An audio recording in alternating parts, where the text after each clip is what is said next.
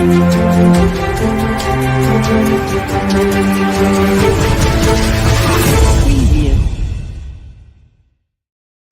morning. My name is Zafar Iqbal, and you're watching the Mojo story. Prime Minister Narendra Modi has reached Washington, where he was received by the First Lady Jill Biden and President Biden. You can see from those visuals, he was received by the American president. Later today, they'll also host a private dinner for the Prime Minister. On those visuals, you can see him with the First Lady and with President Biden. After a day-long engagement in New York, he's now in Washington. At New York, he met with many people. He met with the CEOs. He was warmly received in New York by the Indian diaspora. People from long distances had come to meet him there. There was a lot of enthusiasm there, but now the set of official meetings will begin in Washington. He also met with Elon Musk. Musk later told reporters that Twitter has to work in countries according to their laws. At the UN headquarters, also, he attended the yoga ceremony, and tomorrow he'll address the joint Congress session, and state dinner will be organized for the Prime Minister. So clearly, a very significant visit by Prime Minister Modi to the US. You can see on those visuals here, meeting with Elon Musk and other key members of the American community, the CEOs and others. He met with them one-on-one meetings, and now he's in Washington, D.C., where he will have a set of official meetings, many deals which will be signed around the cards, particularly military hardware, exchange of technology, and other such things. So Prime Minister Modi really embarking on a very, very significant US visit. To talk more on this, we're joined by Lieutenant General Sanjay Kulkarni. Welcome to the show, sir. Extremely significant visit. It's a state visit. Clearly, that's a difference between the previous visits of the Prime Minister to the US and this particular visit. Thank you, Zafar. Definitely what you just said. Very significant, and I can see the bright future. And at a time when the whole world is in turmoil, primarily after the Russia, the Ukraine, and conflict, and also the COVID-19 before that. So the entire world seems to be, in a turmoil, a new world order shaping up. In that context, when we see that our own relations with China seem to be going down, not stabilized at all, and Chinese can't be trusted. And at this point, when you find that Indian relationship, the Americans have gone, is slowly and steadily catching up. And I just rightly use the word significant, because truly significant, not for any other reason. The world actually wants peace. And there seems to be a lot of hope in our Prime Minister. There seems to be a lot of hope on India. Hold your thoughts, sir. We're seeing these visuals of yoga on the screen. Prime Minister Narendra Modi. A lot of people are there at the UN doing yoga. This is also a display of Indian soft power. We will, of course, be talking about China and the military hardware deals that are going to be done. But this is extremely significant. This is a yoga session being held at the UN, and Prime Minister also taking part in it. This is a depiction of the soft power of India, and Prime Minister made significant comments there that yoga in fact joins communities, and he talked about Vasudeva Kutumbakam, that world is one family. Definitely. I think this soft power, has a wider appeal. You found people from all nationalities and headed by the Prime Minister there at New York. I think these kind of good feeling, and rightly said, Vasudeva Kutumbakam, the whole world is a family.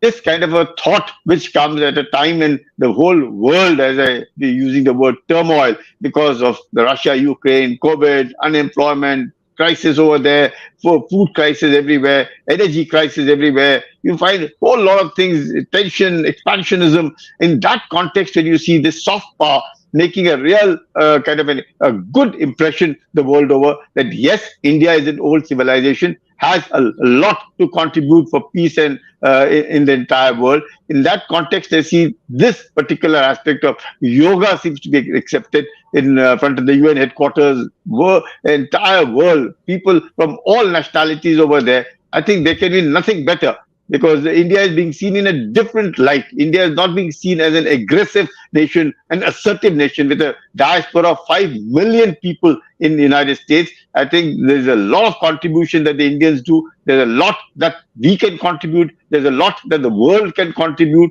And the very thought, I think everything starts from the mind. If mind is peaceful, if there is happiness in our mind, everything else will be translated in the world. So in that context, Safa, I think it's a very good move where India is being seen on that platform. Right. In fact, Prime Minister Yeah. Modi has also spoken. Let's hear what he said. Show First Lady Dr. Jill Biden, Dr. Panjanathan, Mr. Mehrotra, Dr. Williams, ladies and gentlemen, my dear young friends, मैं बहुत खुश हूं कि आज Washington आते ही मुझे इतने young और क्रिएटिव माइंड्स के साथ जुड़ने का मौका मिला है। नेशनल साइंस फाउंडेशन के साथ मिलकर भारत कई प्रोजेक्ट्स पर काम कर रहा है, इसलिए ये वेन्यू भी विशेष है। डॉक्टर बाइडेन, आपका जीवन, आपके प्रयास और आपकी उपलब्धियां सभी के लिए प्रेरणा का स्रोत है। हमारी वर्तमान और आने वाली पीढ़ियों को एक बेहतर भविष्य सुनिश्चित करने के लिए ये हम सभी का दायित्व है। इस उज्जवल भविष्य के लिए आवश्यक है एजुकेशन, स्किल, इनोवेशन, और भारत में हमने इस दिशा में कई प्रयास किए हैं। हमने नेशनल एजुकेशन पॉलिसी में शिक्षा और स्किलिंग को इंटीग्रेट किया है। हमने स्कूलों में लगभग 10,000 अटल टिंकरिंग लैब्स उसकी स्थापना की है, जहां बच्चों को तरह तरह के इनोवेशन करने के लिए सभी प्रकार की सुविधाएं दी जा रही हैं। हमने युवा एंटरप्रेन्योर्स को प्रोत्साहित करने के लिए स्टार्टअप इंडिया मिशन शुरू किया है। हमारा लक्ष्य इस डेकेड को टेक डेकेड या टेकेड बनाने का है।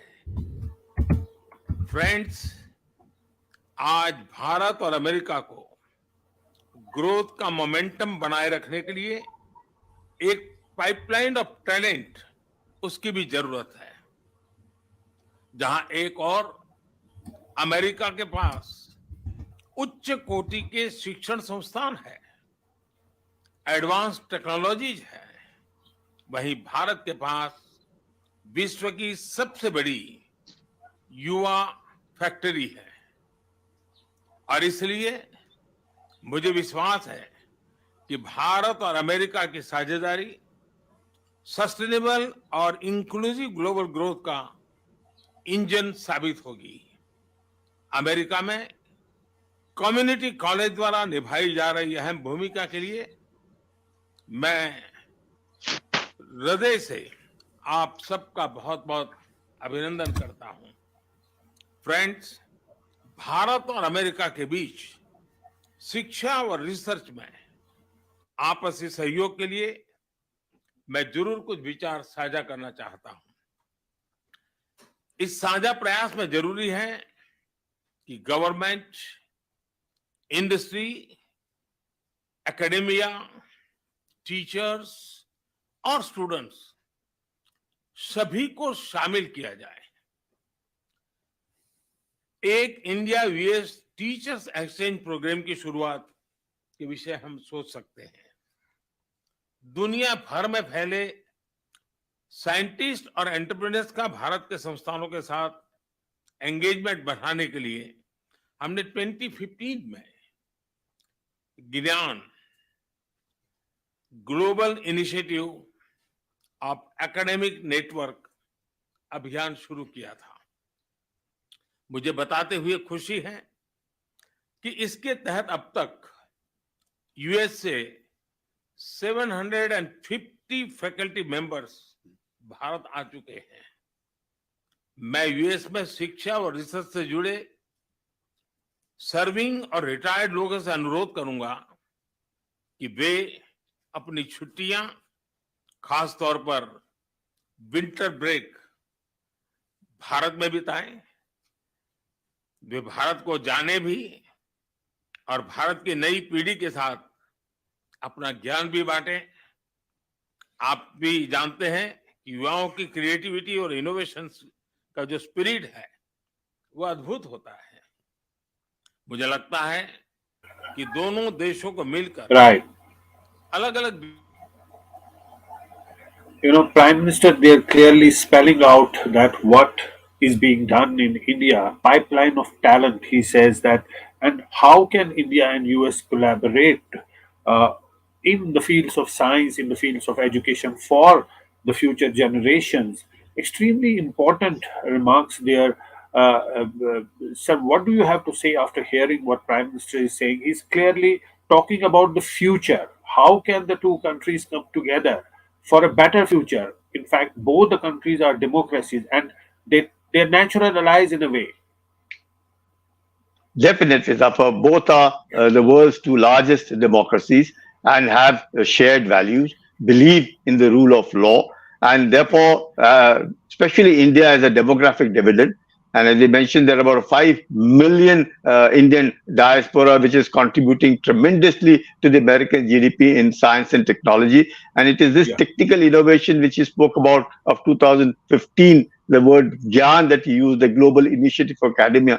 So that Yeah. kind of an initiative taken, welcoming people from America, that, and he said that 75 faculty members have visited from America to India. I think this skill factor and mentioning about the new educational policy, the interaction of academia with the universities, teachers, everybody, I think it should pave the way for a better future world.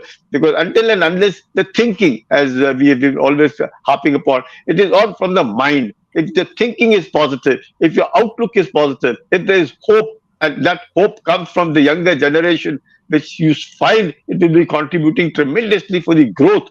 I think that is what is important, and what better than the two countries share the same language. We can speak in English, they can speak in English, so there is a tremendous amount of compatibility, and feel free that when you are talking to with one another.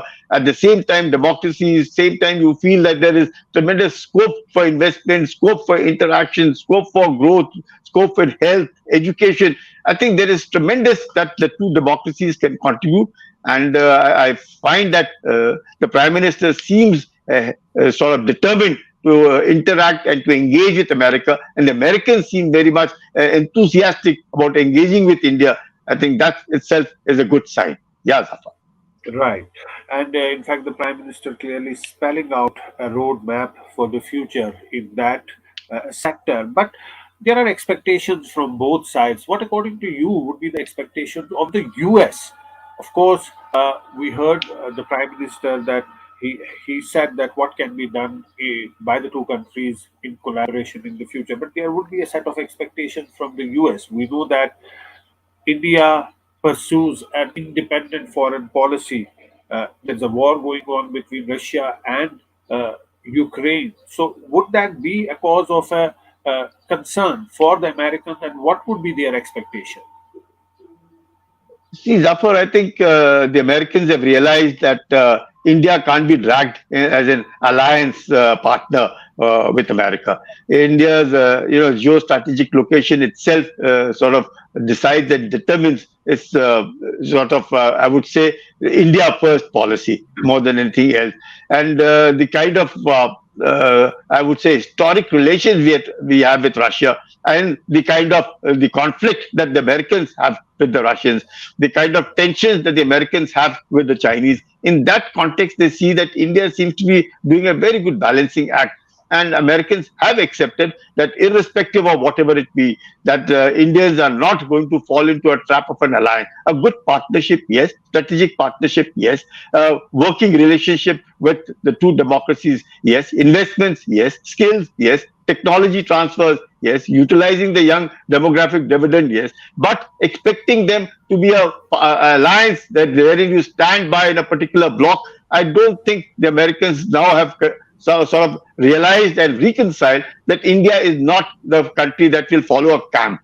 And in that context, that India's very historic relations with Russia, and irrespective of whatever it is, you see that in the Russia-Ukraine conflict, irrespective of what the American camp or the Western camp said, Indians have stood by, and they realize it, that if India's trust has to be won, it is very, very important that they have to follow the Russian model of being able to be trusted, whether in all fields, irrespective of whatever it is, because there was always a feeling that the Americans may not, at a point of time when there's a requirement, because the past sort of seems to be haunting us. Maybe the Americans may not, because what happens, because Americans' constant interaction and I would say closeness with Pakistan led to the kind of relationship that we had with Russia, and also the relationship resulting in with America. As a result of which, they realized that now India has actually come up, grown up, and come out of that particular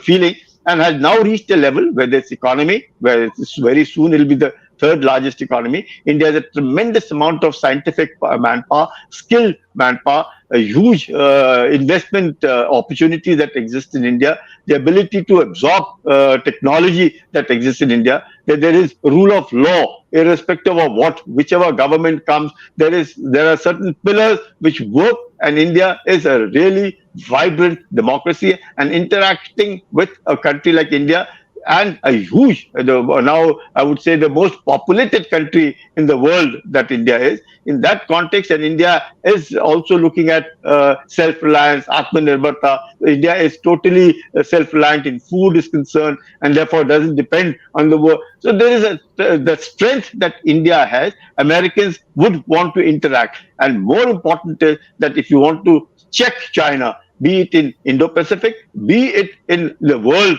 over, prevent it from warrior diplomacy, ensuring that the Chinese do not go in for expansionism, the very word that used by Mr. Biden for Xi Jinping is indicative that what is the kind of mindset that the Americans still seem to be thinking. And Chinese definitely, as we also feel as neighbors to China, that China can't be trusted. The way the Chinese have gone about, despite all our agreements, and what they did at Galwan is an indication that China wants to pressurize India as much as it can, and so that it wants India to see that it is only China that India must interact with, and that interaction of India with America would not be seen in good light with the Chinese. If that is what the Chinese are wanting to convey to India at all times, and therefore that kind of pressure tactics which the Chinese want to do, the Chinese probably have also realized that the resultant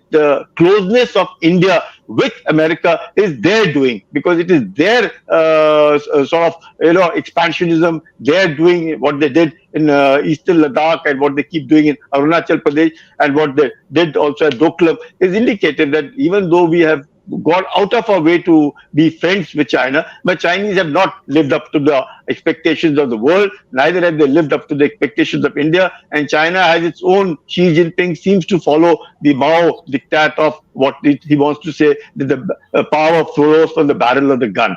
In that context, India is an old civilization. China is an old civilization. American is one of the most vibrant democracies, top world power as we saw. China sees America as not only a competitor but also a challenge to its in the global power for number one that they all are vying for.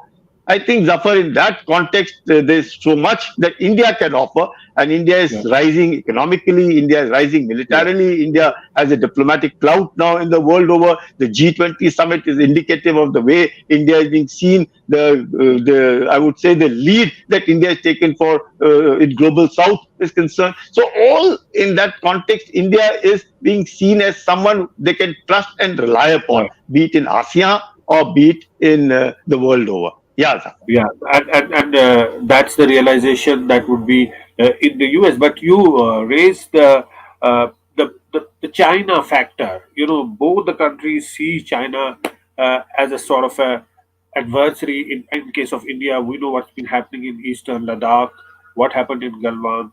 America has issues with China. So, but again, India would like to tackle China in its own terms, in its own way, rather than America, imposing, certain uh, conditions on India, how to go about doing that with China. Although, do you think a convergence, as far as China is concerned, between India and the US to checkmate China? Do you think that convergence is there? See, one Zafar, definitely China is a factor.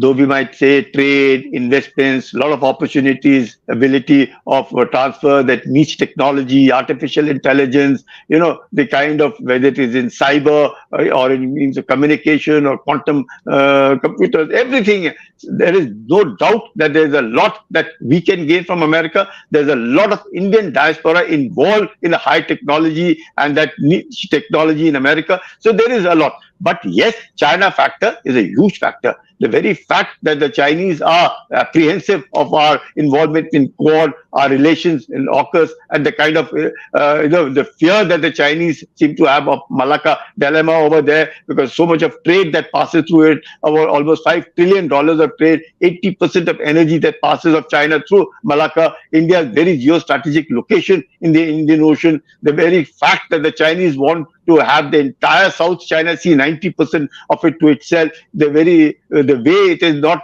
the Chinese Coast Guard ships wanting to, not let, whether it is Philippines, Vietnam, or anybody for that matter, the way the Americans and the Chinese are jostling in the South China Sea, the Taiwan Strait that is over there, the way the Chinese are behaving so aggressively on Eastern Ladakh, the entire mobilization in Ladakh is concerned, that the Western theater is concerned, is indicated that China is wanting to come up in the world ladder more by aggressiveness, and now that it is also economically strong.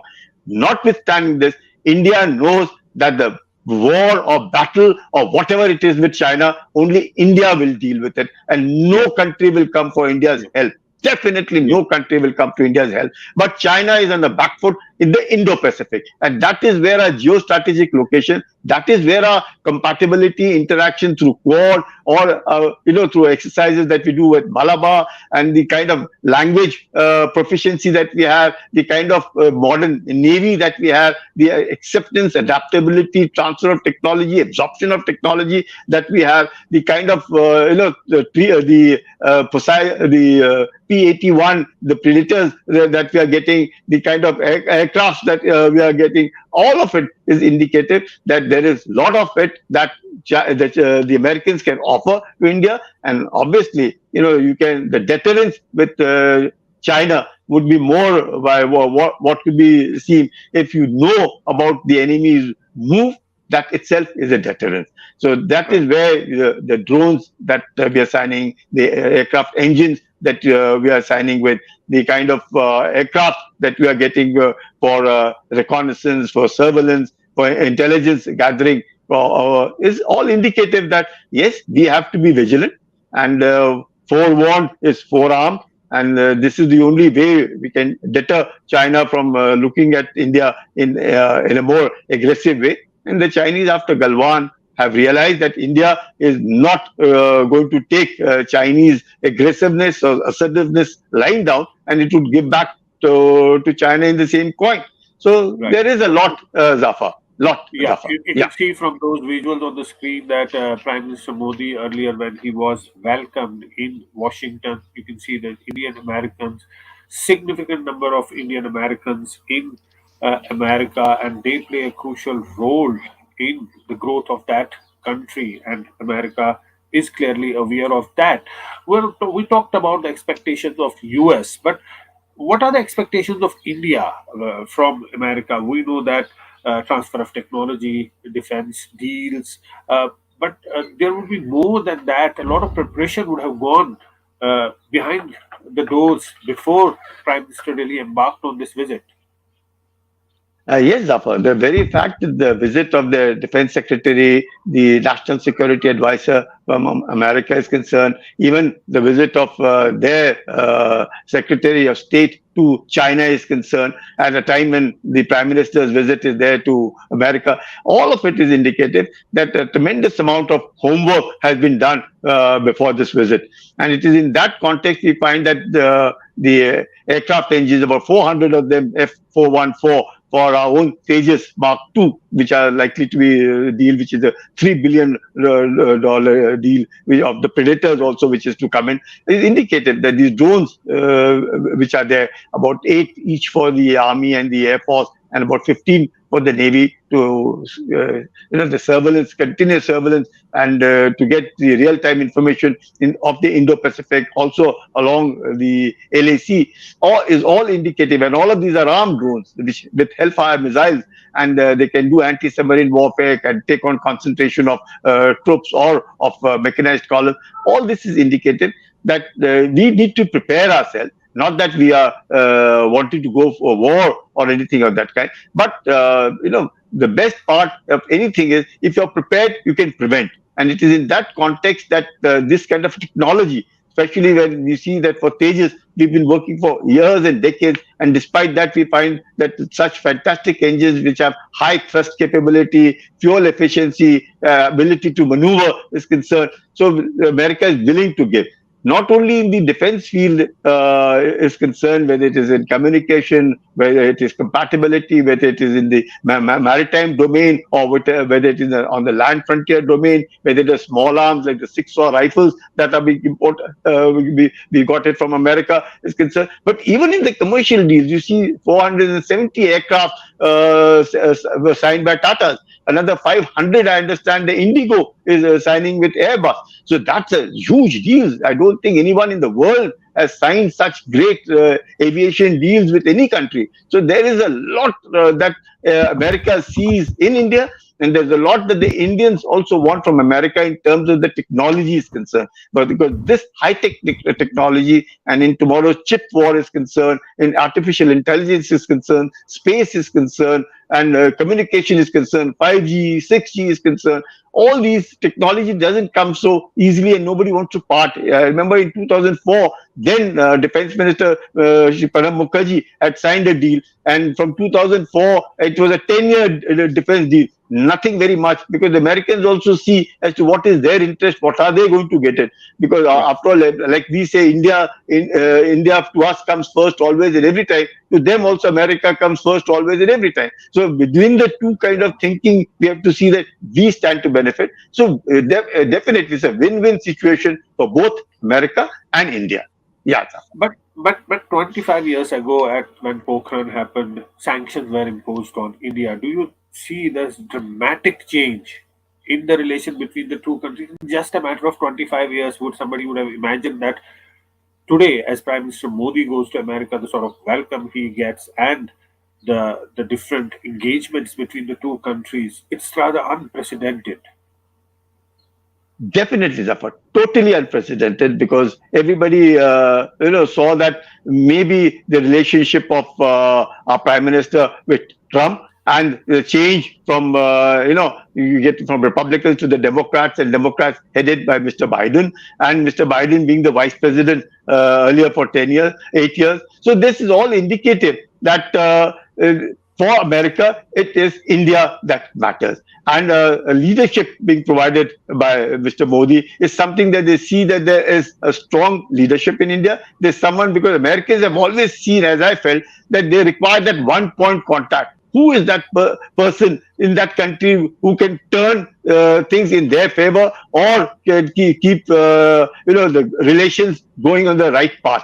with that in the mind, they see, the Americans see that Mr. Modi is providing a very strong leadership. He seems to be having a tremendous hold over his country, irrespective of whatever people might talk in our own country. He seems to be having a good hold over the country. He is taking India on the right path. He has got only India in his mind. He is not against anybody, but he is definitely for India. And so all that is being seen in the correct perspective. And in that, you see that, yes, why do you think Pakistan was being sort of engaged by the Pakistan military generals were always Yeah. engaged by the United States? They looked at it as a one-point contact. So here they say it's a democracy, it's a political this thing, and a leader who's been contacted can transform India, can transform the relationship between America and India so much better. So I think in that context, they see that India as a democracy, a vibrant democracy, the rule of law is there is willing to engage with America, and definitely India also sees China as a threat,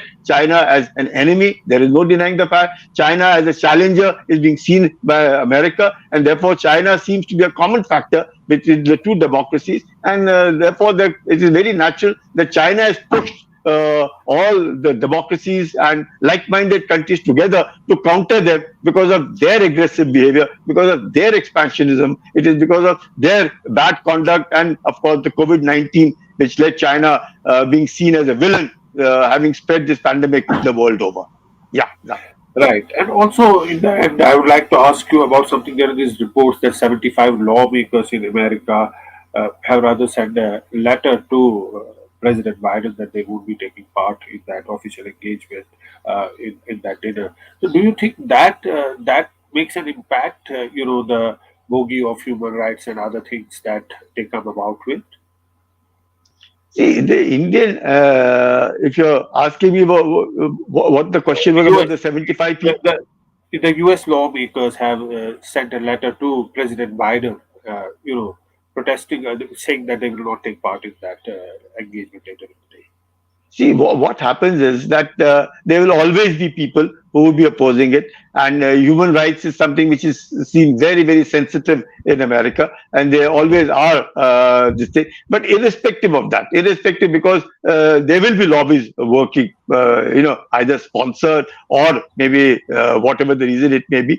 But despite that, the fact that the Mr. Modi's arrival in America seems to be so emotive, and so much being seen in the air, so much of love and affection being shown. So much, after 9 years, this is his first state visit. They will be addressing the Congress over there. Second time anybody from India would ever be addressing. I think something like what Winston Churchill had done. You find similar kind of thing now being done by our Prime Minister. So there is, irrespective of what people might be there, detractors are there. They will have their own ways of putting across their point of view about India is concerned.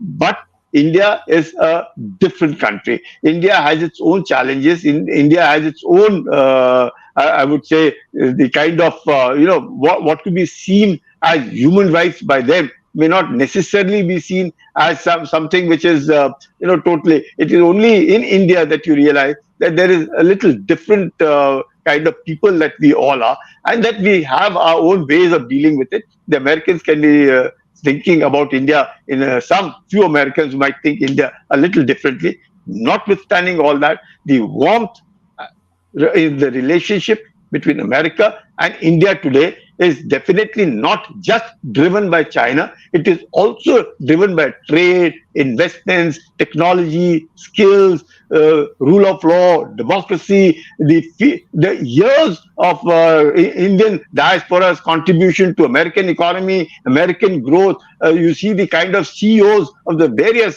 top firms. You see Musk coming and wanting to speak to Modi. You found earlier how everybody from whether it is Microsoft or anyone, everybody wants to interact with India primarily because we have that ability to absorb, we have that ability to contribute, we have that ability to move along, we have the ability to absorb and adjust. So it is this democratic thinking that every Indian has. What attracts, and Indians are not seen as someone assertive, aggressive, expansionist, but they're seen as someone who can adjust, accommodate, and move along with the world, and very firm believers of rules of law. We are never a law and order problem in America. So that is what drives Americans to India, and Indians also are welcome in America. So it's a win-win situation, and I feel that we must take this relationship between people to people contact, between political leadership, diplomatically, militarily, everywhere. It's a win-win situation today, and we must move forward. India needs America, America needs India. That's how I see it. Yeah, Zafar. Well, India needs America and America needs India. That's a good point to end our show. Of course, thanks so much for joining us, General Saab. It was so nice talking to you and all your valuable inputs. Uh, but before we wrap up, I would like to read out some of the updates that are coming in. Uh, Prime Minister Narendra Modi has exchanged special gifts with President of the United States, Jill Biden, and Joe Biden, and First Lady Jill Biden at the White House in Washington. As the official gift, U.S. President Joe Biden and First Lady Jill Biden will present PM Modi with a handmade antique American book gallery from the early 20th century. President Biden will also gift PM Modi a, a vintage American camera accompanied by an archival facsimile print of George Eastman's patent of the first Kodak camera and a hardcover book of American wildlife photography. Jill Biden will give PM Modi a signed first edition copy of collected poems of Robert Frost. Now, these are some of the updates that we are getting. We're also getting this input that President Biden and First Lady and PM Modi enjoyed a musical tribute to the regions of India performed by youth dancers from Studio Dhoom, a DMV-based Indian dance studio that helps connect a new generation to the vibrant culture of Indian dance. And also the dinner that's being hosted, the private dinner. U.S. President is hosting Prime Minister Modi for a private dinner at the White House, featuring a few of President's favorite foods, including pasta and ice cream. They'll be joined by U.S. National Security Advisor Jack Sullivan and National Security Advisor Ajit Doval.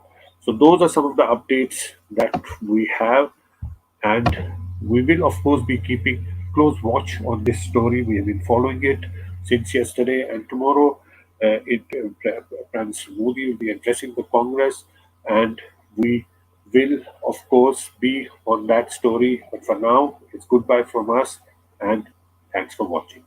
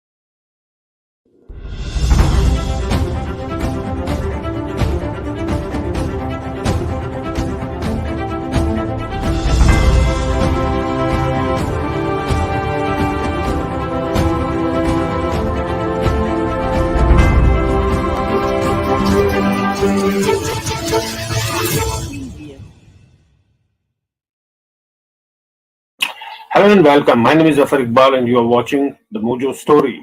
Now, this is a special transmission of Prime Minister Narendra Modi's visit to the US. He's just reached the US, and he's gone to the hotel. To a large number of Indian Americans who cheered and waved when he reached the hotel. There's a lot of excitement about this visit. He will be attending the Yoga Day celebrations at the UN headquarters in New Delhi. During his visit, he'll be holding talks with the US President and address joint session of the US Congress in Washington, D.C. So there are many things that are slated, that are on the list. You can see Prime Minister Modi there coming down from the flight and, in fact, going ahead with his schedule. Clearly, an extremely significant visit. We're joined from the US by a very special guest, Dr. Elliot McCarter, who's a noted Hindi and Sanskrit scholar. Welcome to the show, sir. It's an extremely significant visit. There have been many visits in the past, but this is different. It's a state visit. How do you see this different from the past visit, not just of Prime Minister Modi, but other world leaders also? A lot of spotlight on this visit. There is a lot of spotlight on this visit. As you mentioned already, it's a state visit, which is a higher level. And in fact, I believe it's the highest level of honor that the United States president can accord a foreign dignitary. And I think that demonstrates to us the seriousness with which the United States government takes its relationship with India. In relationship to other visits, I know that there have only been 2 other state level visits during the presidency of Joe Biden. One, I believe, was the president of France and also of South Korea. So certainly this puts India on the world stage and on par with America's other close ties and allies. Yes, and there is this inherent messaging in that visit. But of course, we know that there will be many deals which are going to be inked, particularly defense deals, and both the countries have expectations. What, according to you, are the various expectations that US would be having from India, given the fact that India and US have had a long history of relationship that has been steadily growing over the last few decades? Sure. The Indian relationship really started taking off during the Clinton administration, I think, with great sort of velocity, and has continued until this day. I, of course, am simply a scholar in a university and not necessarily qualified to speak on the broader issues of what Americans expect. But what I do think is that it is always a good thing to deepen and strengthen ties. From my position as a language professor, I think that it's important for us to engage in a greater level of communication in a way that is both respectful to both nations and helps benefit both nations. So I understand that there are policy issues at stake and there are deals at stake. I know that there's going to be a lot of talk about technology. I know there's going to be a lot of talk about industry. There's probably some infrastructure talk that goes along with that. And of course, all of the other things that are incumbent there. I think an important part of the conversation, though, is also going to be education and educational exchange. My understanding is that I do know that the second largest population of foreign students in American universities do come from India. First, I believe it's second now. And I believe that they succeed here. I believe that they do great things. And I also know that India has recently taken some steps to provide more educational opportunities for its citizens at home. For example, the changes that were made to I believe there's now an MD program that's available in India. I think that's a great step towards equity and education in India. And so I think these types of ties will just continue to strengthen those partnerships and strengthen opportunities and benefit as many people as we possibly can. Would be my opinion. Absolutely. You touched upon those issues of exchange programs and particularly education sector. In fact, there's a video also that was tweeted by the India in US with welcome Modi. You're welcome Modi. If you can play that up.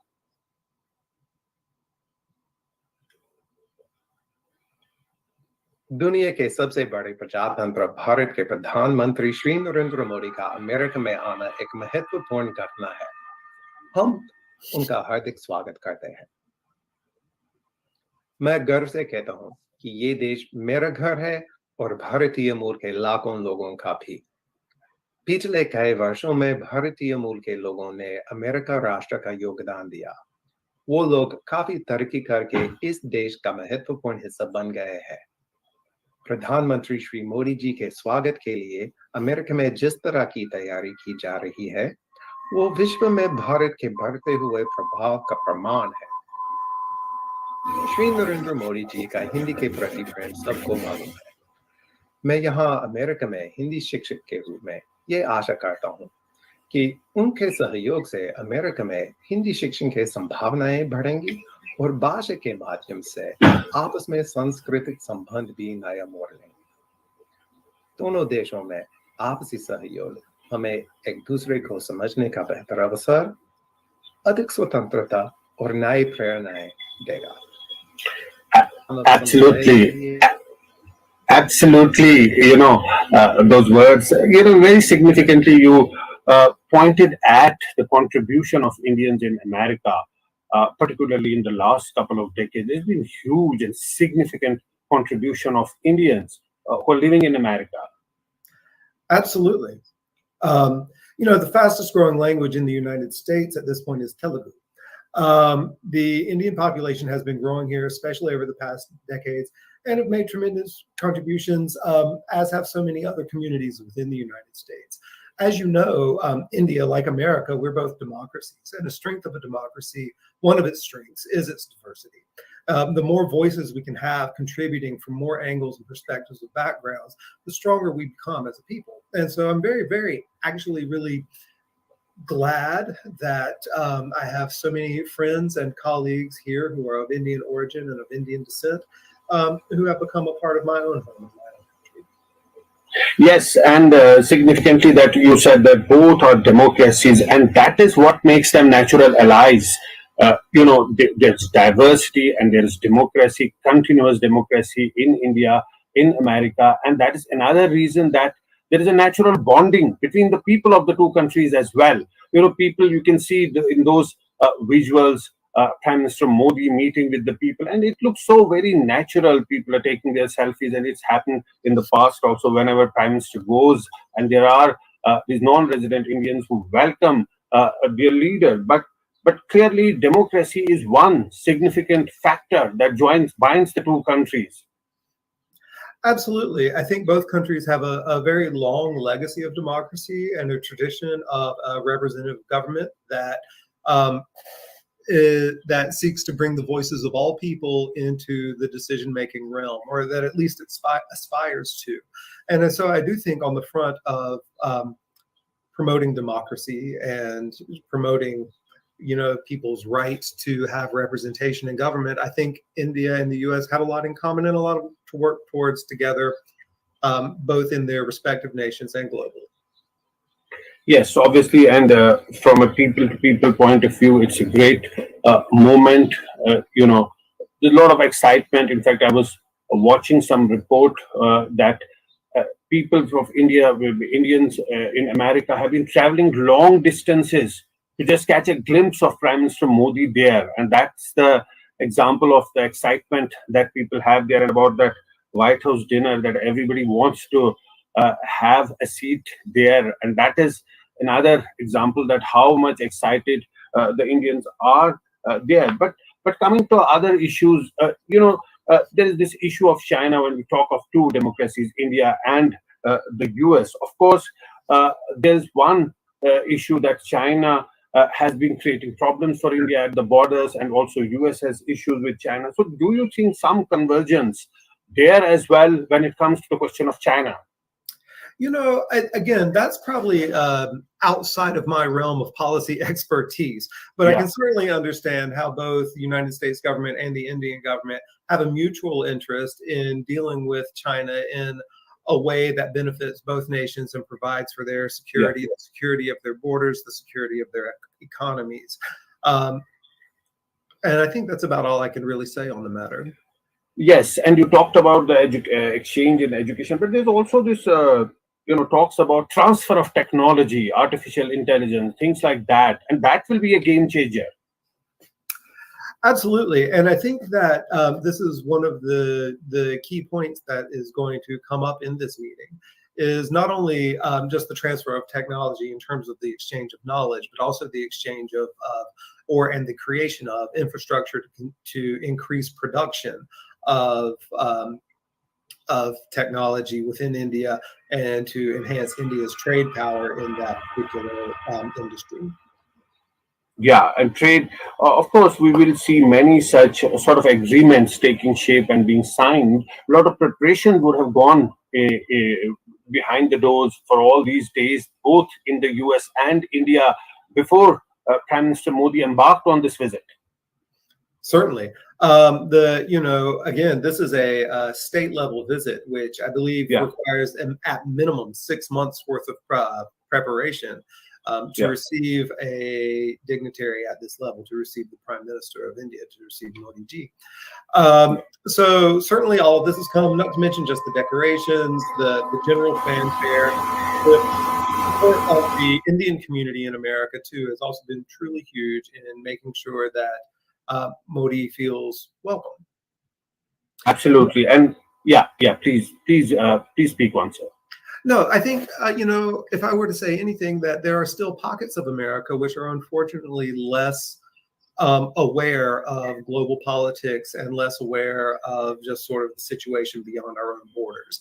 And so I really am grateful for occasions such as this and have hopes that these types of things will bring a greater awareness to Americans about India, about all of the progress that's there, all of the potential that's there, all of the people that are there who help make up this great world of ours. Absolutely. And we're talking about the Yoga Day, and lots of people, we believe, will be going there, and that will also present the soft power of India internationally. Prime Minister Modi has been stressing on yoga for all these years, and now he'll be there and with a lot of people actually doing yoga. So that's also shows India to the US and to the world, the strength of India, the power of India. I think that it is one of the things that's most readily recognizable as a contribution of India to, global knowledge and global well-being. I think a lot of people enjoy it, both in the physical level. I think people tie to it various spiritual levels as well, and attach their mental health to it. In addition to, so I think that people see yoga often as something that's really at the top tier of sort of human physical action. It's interesting because when I did record a welcome message to the Prime Minister, I had initially wanted to do it. I was traveling from Chicago through Midway Airport, and Chicago Midway Airport is not as big as O'Hare, but it was much more convenient. And they have a yoga room there for travelers who want to refresh, feel better after their flight. And I thought, Modi is definitely a big fan of yoga, and it would be so nice if I could record my message from there, but I didn't want to disturb the people who were inside who were practicing. Right. And you avoided to disturb them, but you would have, if there was a chance, you would have done that. I would have. So, yeah. That's very interesting. But there is the general appreciation of what India has achieved over the years, particularly in the last few years. If we talk about the digital payments, India has emerged as a world leader, and people across the globe are really taking notice of that. Yeah, I think that's right. And not just digital payments, but also digital identity verification. I know there's the new Aadhaar program out, which appears to my eye to have been successful so far. So I think India is an interesting place in that it presents us with a lot of unique opportunities. As you know, it's the world's largest population, and dealing with such a large population means that we have to do things efficiently. And we have to do things that are in ways which are sustainable, in ways which can serve so many people, and without destroying our environment, without leaving other people behind. So India has really taken I think this charge seriously, and will continue to, I think, develop things and hopefully lead the way in creating a world in which the transfer of currency, identification, and any other digital solutions which help make things more sustainable for our world. I think India has a real potential to be a leader in this field. Yes, and I think one of the hallmarks of this Indo-US relationship is the element of trust that's been growing steadily over all these years. There's a lot of trust between the two countries that is very clearly visible now. If you use Microsoft Office daily in your job, then you need to know that most people only use about 10% of PowerPoint's capabilities. The same goes for other Microsoft Office applications like Excel, Word, and Outlook. But now you can use ChatGPT and other free AI tools to unlock the other 90% of its features. This skill of using AI tools with Microsoft Office will guarantee you a huge salary hike and a tremendous career growth as well. It's the reason why I created the AI and ChatGPT with Microsoft Office workshop. Hi, I'm Jatan Shah, and I invite you to my 3-hour live and practical workshop that will teach you how to become an AI expert in Microsoft Office. You will be able to use ChatGPT and other free AI tools to boost your productivity and increase your salary by up to 3 times. You don't need to have any prior technical experience and you don't need to learn any kind of coding. You just need to tell the AI what you want to do and the AI will work for you. I've helped more than 23,000 employees who use Microsoft Office every day to work 10 times faster, become irreplaceable in their jobs, and unlock better job and salary opportunities. Now it's your turn. So, click on the link below to join the 3-hour live workshop with me and become a certified ChatGPT, AI, and Microsoft Office expert.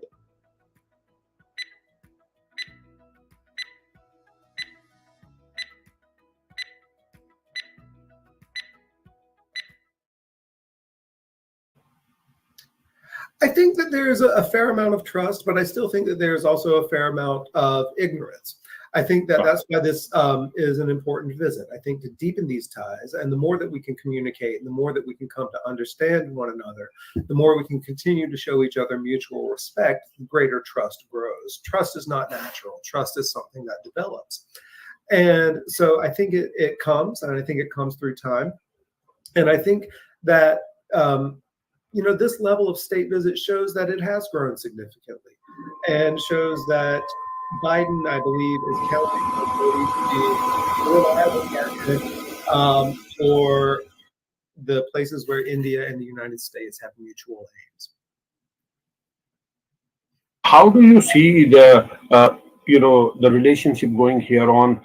This will be an important factor in that evolution of the relationship between the two countries. There was some hindrance initially, but that seems to be going now. Now there are no hindrances with the way that these deals are happening, the exchange of technology, hardware, military hardware, and all that. It seemed to be happening at a rapid pace.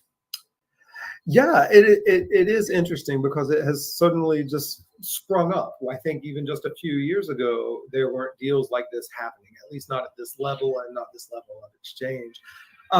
So I'm really curious as to why that might be and where it would take us. This is something I don't personally know, but I think it signifies an opportunity to, as you said, develop continued trust, to make sure that these deals are implemented and be and carried out in good faith. I think it's an opportunity for the United States to show India how strong of a support it can be. And I think it's an opportunity for India to do the same for the U.S. And lastly, what would be the expectations of India from this visit? We know that U.S. attached so much importance to Prime Minister Modi's visit and to India. But from the Indian point of view, what would India be expecting from this visit? That is an excellent question and one which I'm not sure. I mean, as you mentioned, there are a lot of exchanges going on in terms of technology, in terms of, you mentioned the defense industry and the manufacturing, I think, of like light motors and the things of that nature. I expect that will probably come with a certain amount of investment from foreign partners. I don't think America would probably be the sole partner. I'm not entirely sure how the defense industry works, but I imagine their global conglomerates will generate some investment in India. And so I think that India could probably expect a higher level of investment there. I'm also hoping that India can expect a higher level of access, I think, between the United States, between India and the United States in terms of scholarly exchange and intellectual exchange. Of course, we'll have to wait to see what comes out of the talks, but these will be my hopes. And to come to the end of our interview, I want to ask you about one thing, that the Russia-Ukraine war that's still going on. India has not completely sided with the US point of view, because India has a independent foreign policy. Do you think that also that can become a stumbling block as far as the continuity of the relationships and the momentum of the relationship is concerned?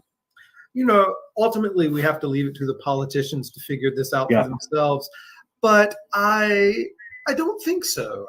Honestly, I think that when two people enter a partnership, they don't have to agree on everything in order to work toward a mutual goal together. So as long as they can agree on some things, they can work towards those things together. I think that the Ukraine situation is obviously unfortunate, but I understand also that India has a strong history of wanting to be very independent, either being non-aligned or multilaterally aligned. Yeah. And I think that it's India's prerogative and right to remain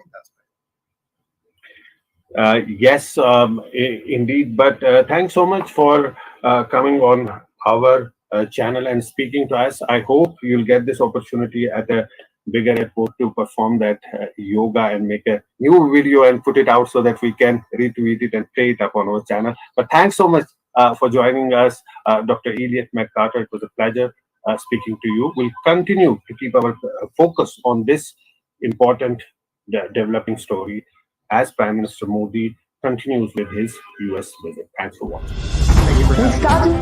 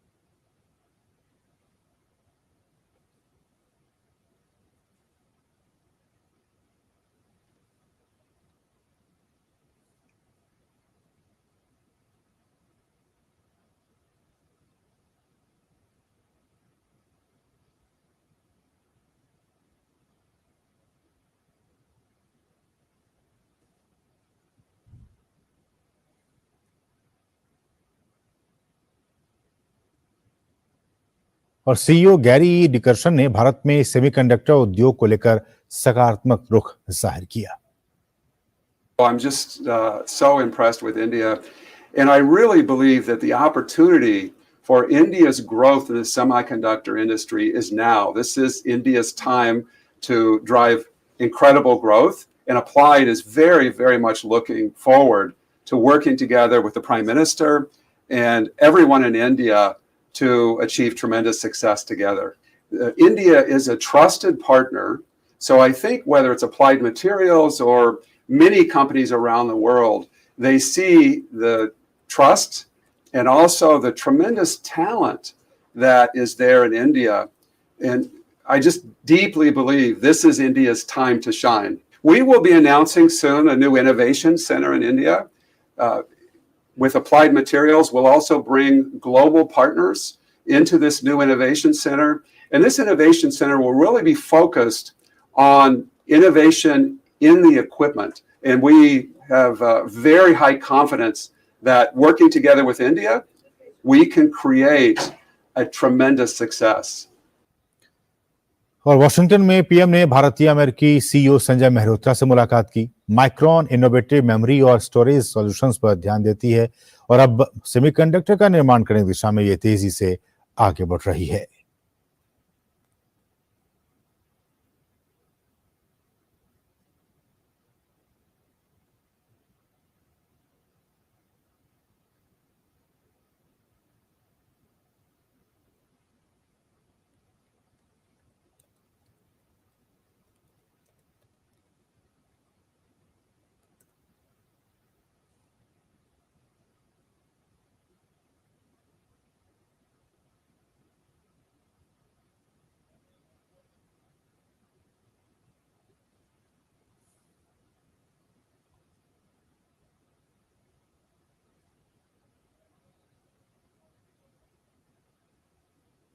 Had an excellent meeting with Prime Minister Modi. Very impressed with the vision that he has for India and the advances that India is making. We discussed a wide range of topics, and we really look forward to greater opportunities in India. Micron is a global leader in memory and storage, and we are a supplier to for memory and storage in all end markets, from data centers to smartphones to PCs, and today really fueling the AI engine as well. So we are excited about the opportunities that exist for the future of memory and storage. And again, congratulations to Prime Minister Modi on his excellent visit here. So far, it's going great from my understanding, and I wish him and India all the best. वहीं H Lawrence कल्प ने भी PM से मुलाकात की। वो general electric के CEO हैं। जनरल इलेक्ट्रिक एरोस्पेस क्षेत्र की अग्रणी कंपनियों में से एक है।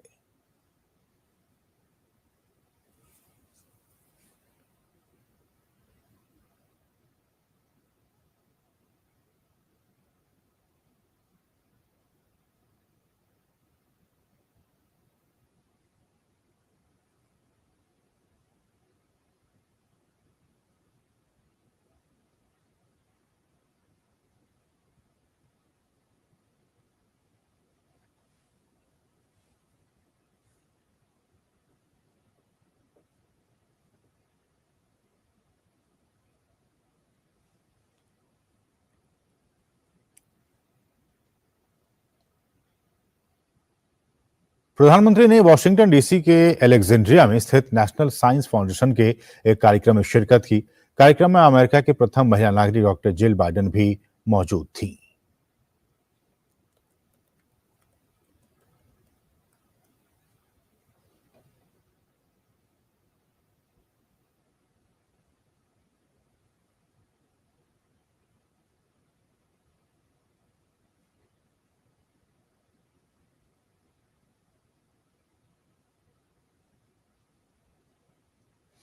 और प्रधानमंत्री ने वॉशिंगटन डीसी के अलेक्जेंड्रिया में स्थित नेशनल साइंस फाउंडेशन के कार्यक्रम में शिरकत की। कार्यक्रम में अमेरिका की प्रथम महिला नागरिक डॉक्टर जिल बाइडेन भी मौजूद थी। फाउंडेशन विज्ञान इंजीनियरिंग के क्षेत्र में अनुसंधान को लेकर सहयोग करता है। प्रधानमंत्री ने जानकारी दी कि भारत बीते सालों में शिक्षा, नवोन्मेष, अनुसंधान के क्षेत्र में किस तरह से लगातार आगे बढ़ रहा है। साथ ही भारत नेशनल साइंस फाउंडेशन के साथ मिलकर कई प्रोजेक्ट पर काम कर रहा है। उन्होंने जोर दिया कि आने वाली पीढ़ियों के बेहतर भविष्य के लिए शिक्षा, कौशल और नवोन्मेष जरूरी है। First Lady Dr. Jill Biden, Dr. Panjanathan, Mr. Mehrotra, Dr. Williams, ladies and gentlemen, my dear young friends, मैं बहुत खुश हूं कि आज वॉशिंगटन आते ही मुझे इतने यंग और क्रिएटिव माइंड्स के साथ जुड़ने का मौका मिला है। नेशनल साइंस फाउंडेशन के साथ मिलकर भारत कई प्रोजेक्ट्स पर काम कर रहा है, इसलिए ये वेन्यू भी विशेष है। डॉक्टर बाइडेन, आपका जीवन, आपके प्रयास और आपकी उपलब्धियां सभी के लिए प्रेरणा का स्रोत है। हमारी वर्तमान और आने वाली पीढ़ियों को एक बेहतर भविष्य सुनिश्चित करने के लिए यह हम सभी का दायित्व है। इस उज्जवल भविष्य के लिए आवश्यक है एजुकेशन, स्किल, इनोवेशन, और भारत में हमने इस दिशा में कई प्रयास किए हैं। हमने नेशनल एजुकेशन पॉलिसी में शिक्षा और स्किलिंग को इंटीग्रेट किया है। हमने स्कूलों में लगभग 10,000 अटल टिंकरिंग लैब्स उसकी स्थापना की है, जहां बच्चों को तरह तरह के इनोवेशन करने के लिए सभी प्रकार की सुविधाएं दी जा रही हैं। हमने युवा एंटरप्रेन्योर्स को प्रोत्साहित करने के लिए स्टार्टअप इंडिया मिशन शुरू किया है। हमारा लक्ष्य इस डेकेड को टेक डेकेड या टेकेड बनाने का है।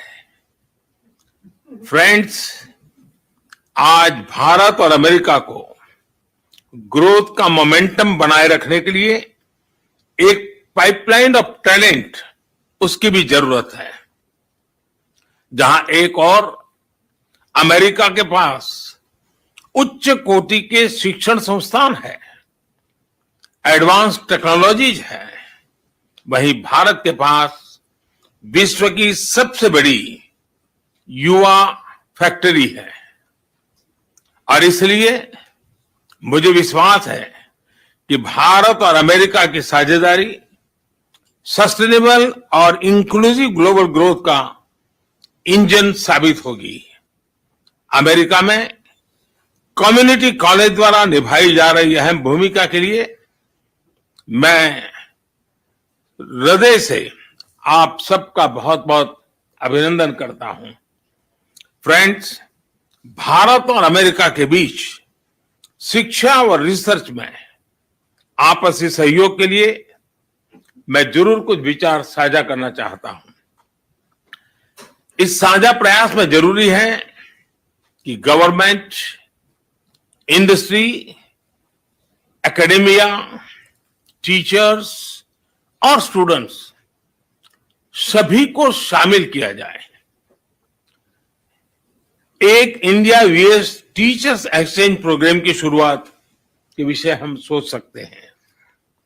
दुनिया भर में फैले साइंटिस्ट और एंटरप्रेन्योर्स का भारत के संस्थानों के साथ एंगेजमेंट बढ़ाने के लिए हमने 2015 में ज्ञान global initiative of academic network अभियान शुरू किया था।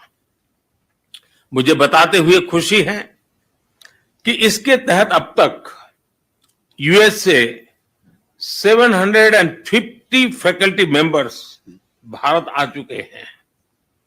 मैं यूएस में शिक्षा और रिसर्च से जुड़े सर्विंग और रिटायर्ड लोगों से अनुरोध करूंगा कि वे अपनी छुट्टियां, खासतौर पर विंटर ब्रेक, भारत में बिताएं, वे भारत को जाने भी और भारत की नई पीढ़ी के साथ अपना ज्ञान भी बांटें। आप भी जानते हैं कि युवाओं की क्रिएटिविटी और इनोवेशन का जो स्पिरिट है वो अद्भुत होता है। मुझे लगता है कि दोनों देशों को मिलकर अलग अलग विषयों पर हैकाथॉन भी करना चाहिए और इससे हमें आज की कई समस्याओं के समाधान भी मिल सकते हैं और भविष्य के लिए नए आइडियाज भी। हम वोकेशनल स्किल क्वालिफिकेशंस के म्यूचुअल रिकग्निशन के बारे में भी जरूर विचार कर सकते हैं। फ्रेंड्स, मैं चाहूंगा कि स्टूडेंट एक्सचेंज प्रोग्राम के तहत अमेरिका से भी बच्चे भारत आएं और भारत को देखें, भारत को जाने। मुझे आशा भी है और विश्वास भी है कि वो दिन दूर नहीं जब नवाहो नेशन का युवा भारत के नॉर्थ ईस्ट नागालैंड में बैठे अपने दोस्त के साथ मिलकर एक आइडिया, एक प्रोजेक्ट को डेवलप करेगा। आप लोगों ने मुझे इतने सारे आइडियाज दिए, इसके लिए मैं सचमुच में इन दो नौजवानों का हृदय से आभार व्यक्त करता हूं। मैं एक बार फिर first lady doctor Jill Biden के प्रति हृदय से आभार व्यक्त करता हूं। मैं नेशनल साइंस फाउंडेशन को भी और सभी को यहां आने के लिए फिर से धन्यवाद देता हूं। Thank you. और इससे पहले प्रधानमंत्री न्यूयॉर्क की यात्रा के बाद वॉशिंगटन पहुंचने पर मिलर होटल के बाहर भारतवासी बड़ी संख्या में पीएम की एक झलक पाने के लिए उमड़ पड़े। पारंपरिक भारतीय परिधान में पहुंचे लोगों के बीच काफी उत्साह नजर आया। पीएम ने भी लोगों का अभिवादन स्वीकार किया।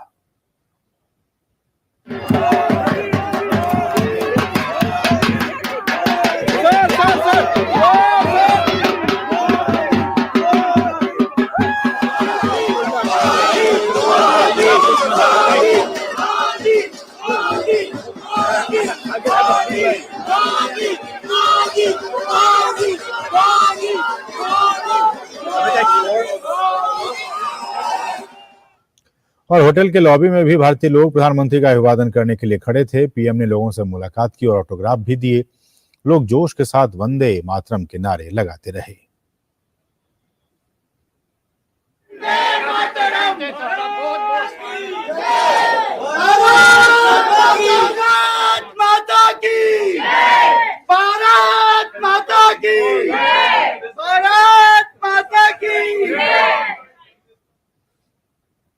और इससे पहले अमेरिका की राजकीय यात्रा पर पीएम मोदी न्यूयॉर्क से राजधानी वॉशिंगटन डीसी पहुंचे।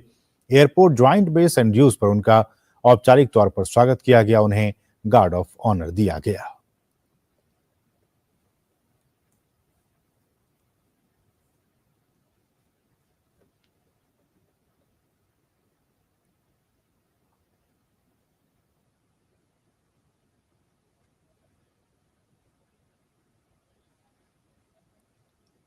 और प्रधानमंत्री के वॉशिंगटन पहुंचने पर भारतीय समुदाय के लोगों ने खुशी जताई। Happy that I got this opportunity to see Modi ji in person. I'm so happy.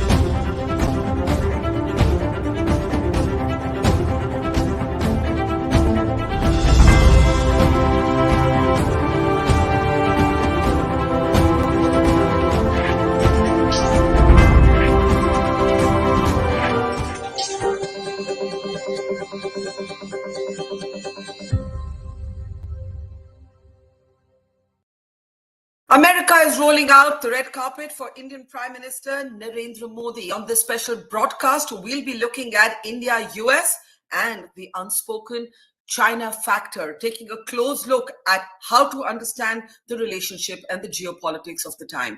I'm Barkha Dutt here with the Mojo story. The Prime Minister has touched down in New York. He hit the ground running with a slew of meetings with business leaders, among them Elon Musk, who, of course, went on record to say how much he was a fan of the Prime Minister. Diaspora diplomacy is something that has the Modi imprint? What will be its ripples back home? That's one question. The other question, of course, is the very interesting multilateralism of India. India, once known for its non-aligned principles, today is pushing for strategic autonomy and what the foreign minister, Mr. Jaishankar, has called reaping gains from as many relationships as possible. On this broadcast, with experts joining us from all over the world, we look at the central question. Beyond the rhetoric, the photo ops, how do we understand what's going on? Prime Minister Modi will be addressing for the second time the US Congress. He will also be a state guest at a special dinner at the White House, only the third such world leader to be hosted by the Biden administration. All of this happening at a time when domestic politics in the United States are also in churn. In fact, Joe Biden's son, Hunter Biden, making headlines, some would say, for all the wrong reasons. Let's introduce our guests on the program today. Joining us is Strategic Affairs Analyst Chirayu Thakur, who's with the National University of Singapore. Good to see you, Chirayu. Also joining us is veteran diplomat, former Indian ambassador to the United States, Ambassador Meera Shankar. Welcome, ma'am, as always. Also joining us is Michael Kugelman, one of the best-known foreign policy analysts at the Wilson Center in the United States.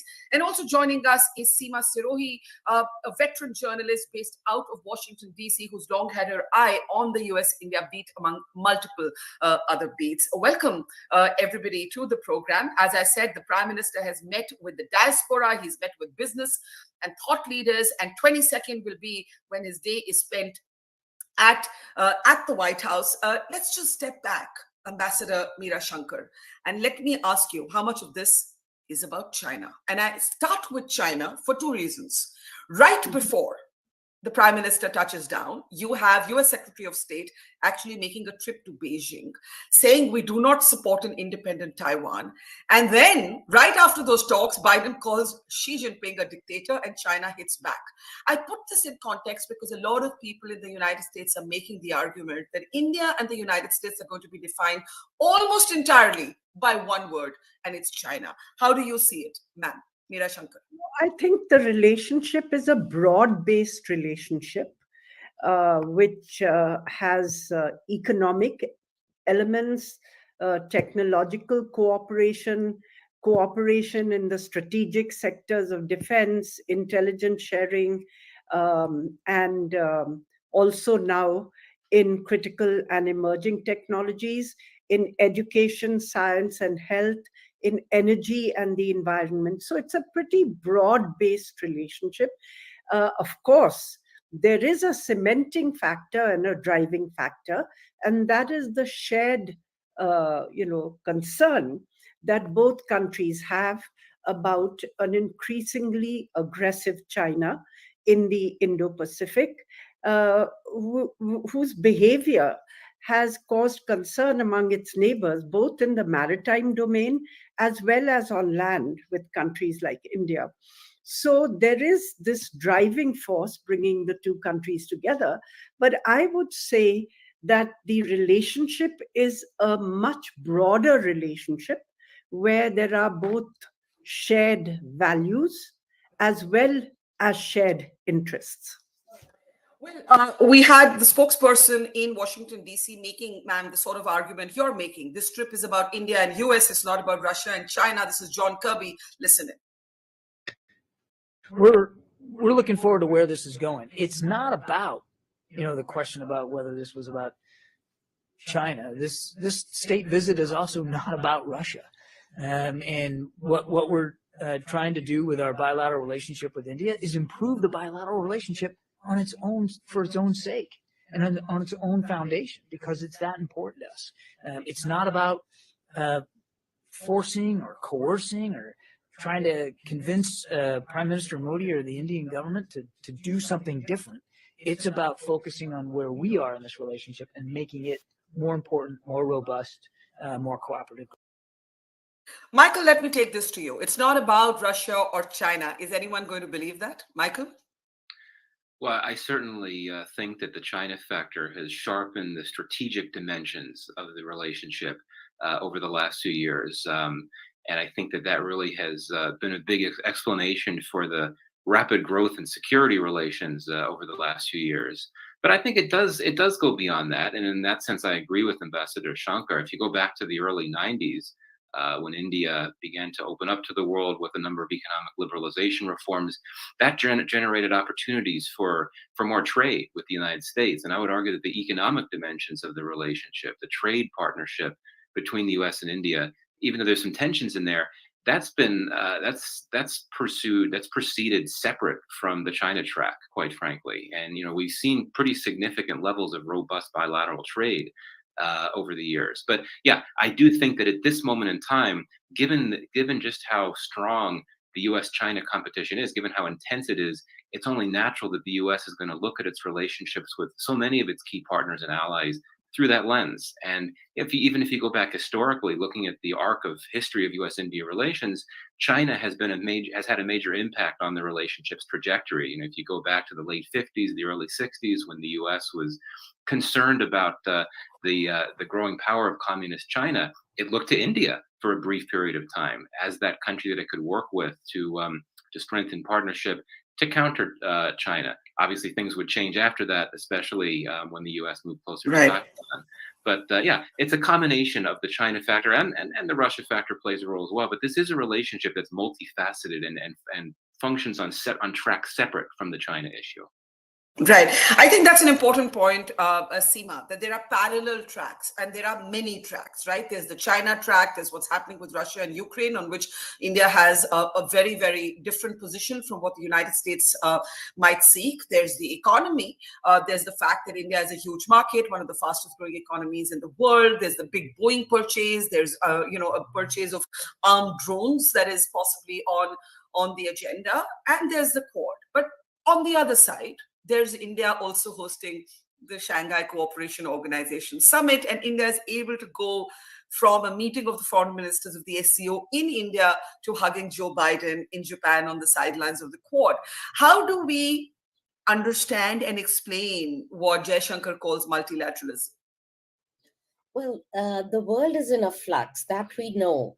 And there are multiple engagements among multiple sets of countries, and everyone's sort of trying to manage this very complex situation that faces us today. So at this moment, India finds itself, kind of hemmed in by China. We have a hot border situation with them.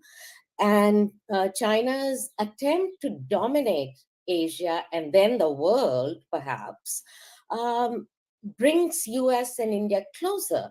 The US doesn't want to lose its primacy in the Pacific. So there are all these things happening at the same time. For India, Russia remains an important partner because nearly 60 to 70% of our defense needs are met by Russia, but India is also diversifying at the same time. So if the General Electric deal comes through, where the an American company will co-produce the jet engines in India, that's a huge leap forward in terms of diversification. Then the fact that India is also trying to be self-sufficient. All of these factors are playing together on the world stage at the same time. And it takes a very deft government, a very nimble foreign minister to manage that. And so far, I think India has done a good job of managing it. Nobody is, except for China, nobody's really upset with India in the sense that, we're not being shunned by anybody. In fact, if anything, India is being courted. Yeah, and that's an interesting point. And a lot of the old sort of statements about democracy and rights seem to have been at least sort of dialed down in public. And we'll get to that in a moment. Chirayu, I want to bring you in because you've done some very interesting research looking at how India actually votes at the United Nations. And you've actually made this point that India and the United States, this is your paper for Stimson Center, are friends elsewhere but foes at the UN. And we broke this down into easy to access sort of numbers for our audience. And if we can please bring this up now, Chirayu, you basically found that if compared to other members of the Quad, which is a loose security formation, four-member formation, the United States, India, Japan, and Australia, then Japan and Australia have aligned 80% with the US at the UN, and in comparison, India has aligned only 20% of the times, which is a very, very interesting finding, right? So Chirayu, I want you to tell us more about this. Chirayu. Barkha, thank you for having me. And while I was researching about India-US ties before joining the Stimson Center as a visiting fellow there, I was finding it a very interesting and a unique topic to work on India-US ties. And what I found was that despite the proximity since the early 2000s, the nuclear deal, etc., that we talk about, the patterns of their voting at the United Nations, they have more or less essentially remained the same since the time of Cold War. So that is one area where this warmth has not penetrated. And then I looked at why nobody's talking about it, what are the mechanisms, so on and so forth. Honestly, I mean, neither side is very much upset because both appreciate each other's position, that why India cannot vote in a certain way and why United States is voting in a certain way. So there's a mutual appreciation of each other's position. But what was underlying is that because they both are tolerant of each other's multilateral positions, the potential remained untapped. So they have not found essentially good mechanisms where they can exchange views, they can talk about. So we are hearing a lot about defending norms together, and you know, there's this rules-based international orders, and you have to defend those rules, etc. But nobody's talking about setting the rules, because it is these institutions that set the rules, and that is one area where both countries are not working together. Now, some of these positions are historic; they cannot be changed. They are frozen, but the important bit here is there are also low-hanging fruit, and I'll just give you one example. NSA Dowal was there. We talked about ICET, etc.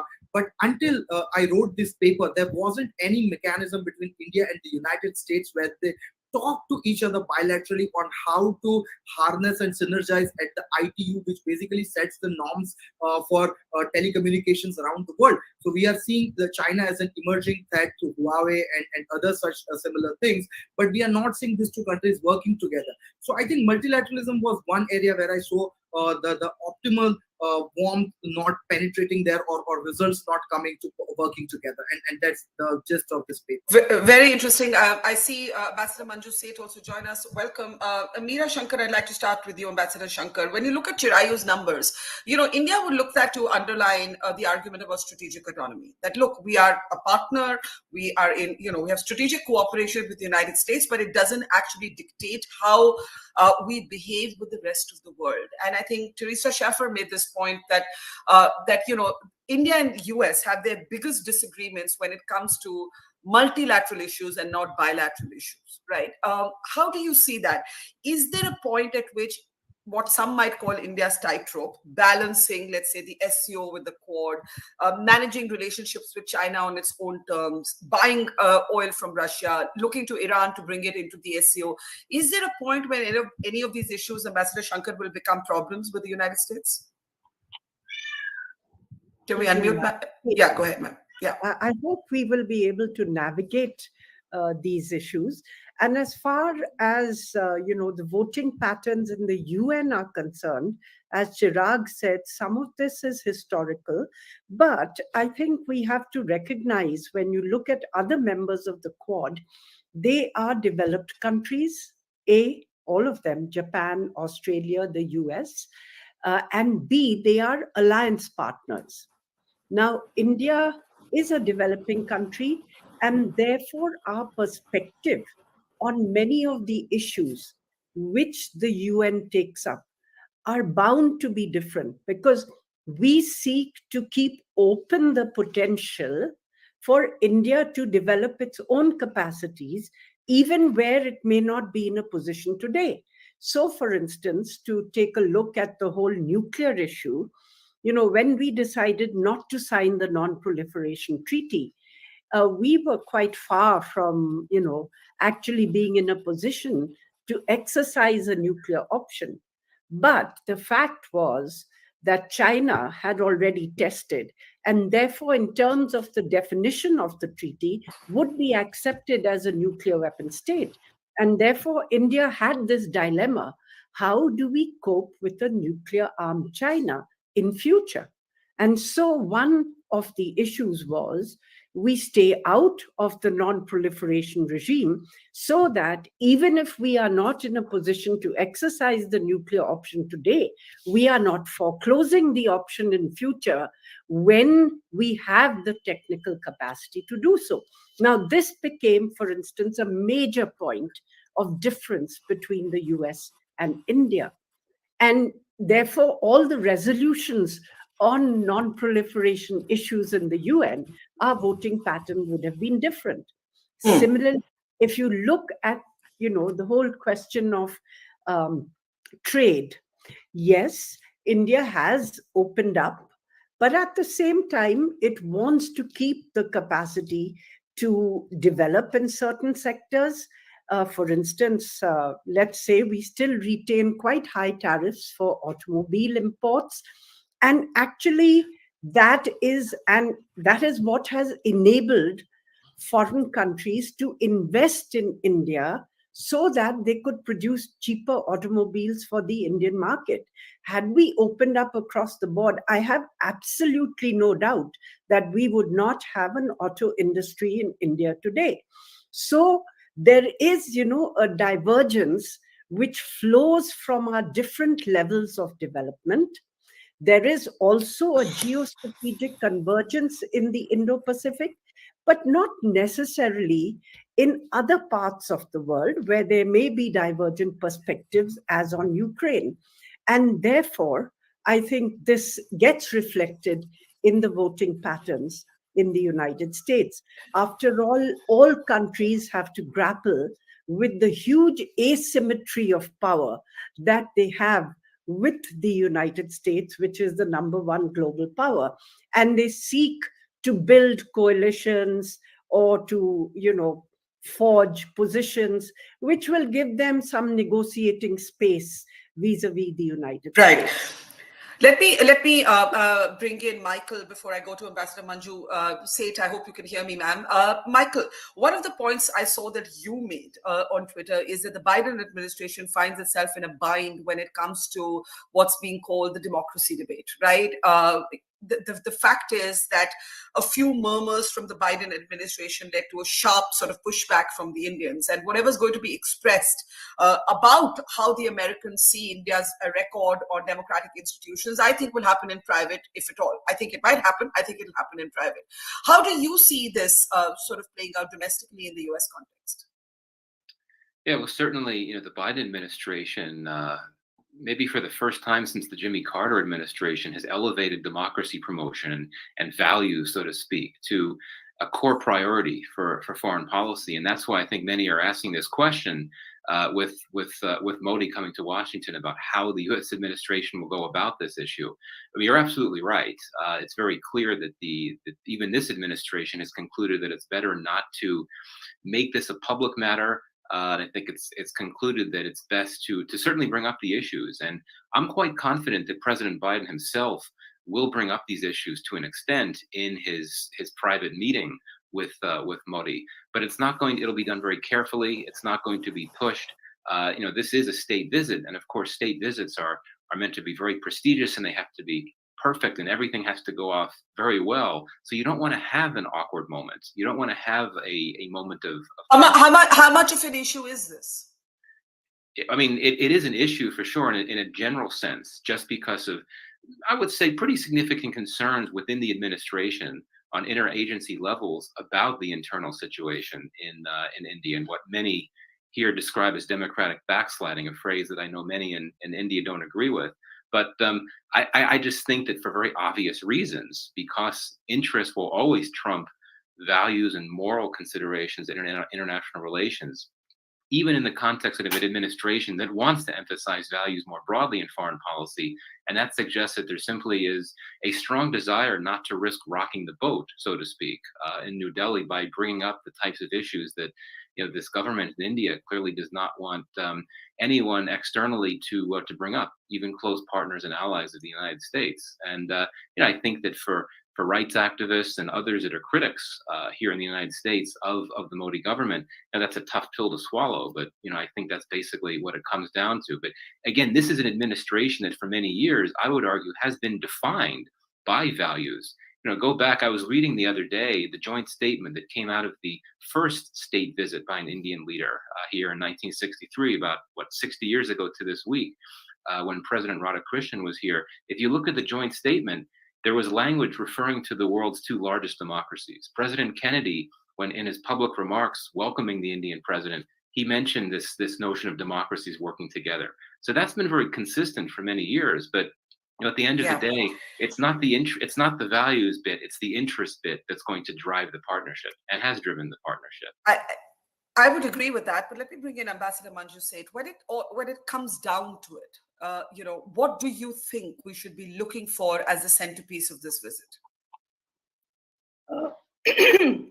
As mentioned by the other panelists, it's a very important visit. And yes, certainly, I think there will not be a public focus on any of the sort of criticism part of the what is being criticized about India, about India's democracy.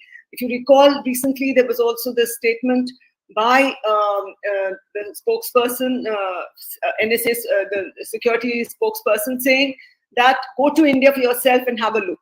What is it? Is it how nice things are and how good things are overall. Of course, there are some. They did put a little caveat saying that there are some issues, but overall, it's a very vibrant, living democracy. So I think that will be the focus. In private, they will bring up a few of these things, but overall, it is a very. It's going to be a kind of game changer. I feel this visit is going to be a game changer because it is. It's a state. It's going to change the way India and US have been looking at each other, and the way US has been looking at India. And of course, the driving force is absolutely interest.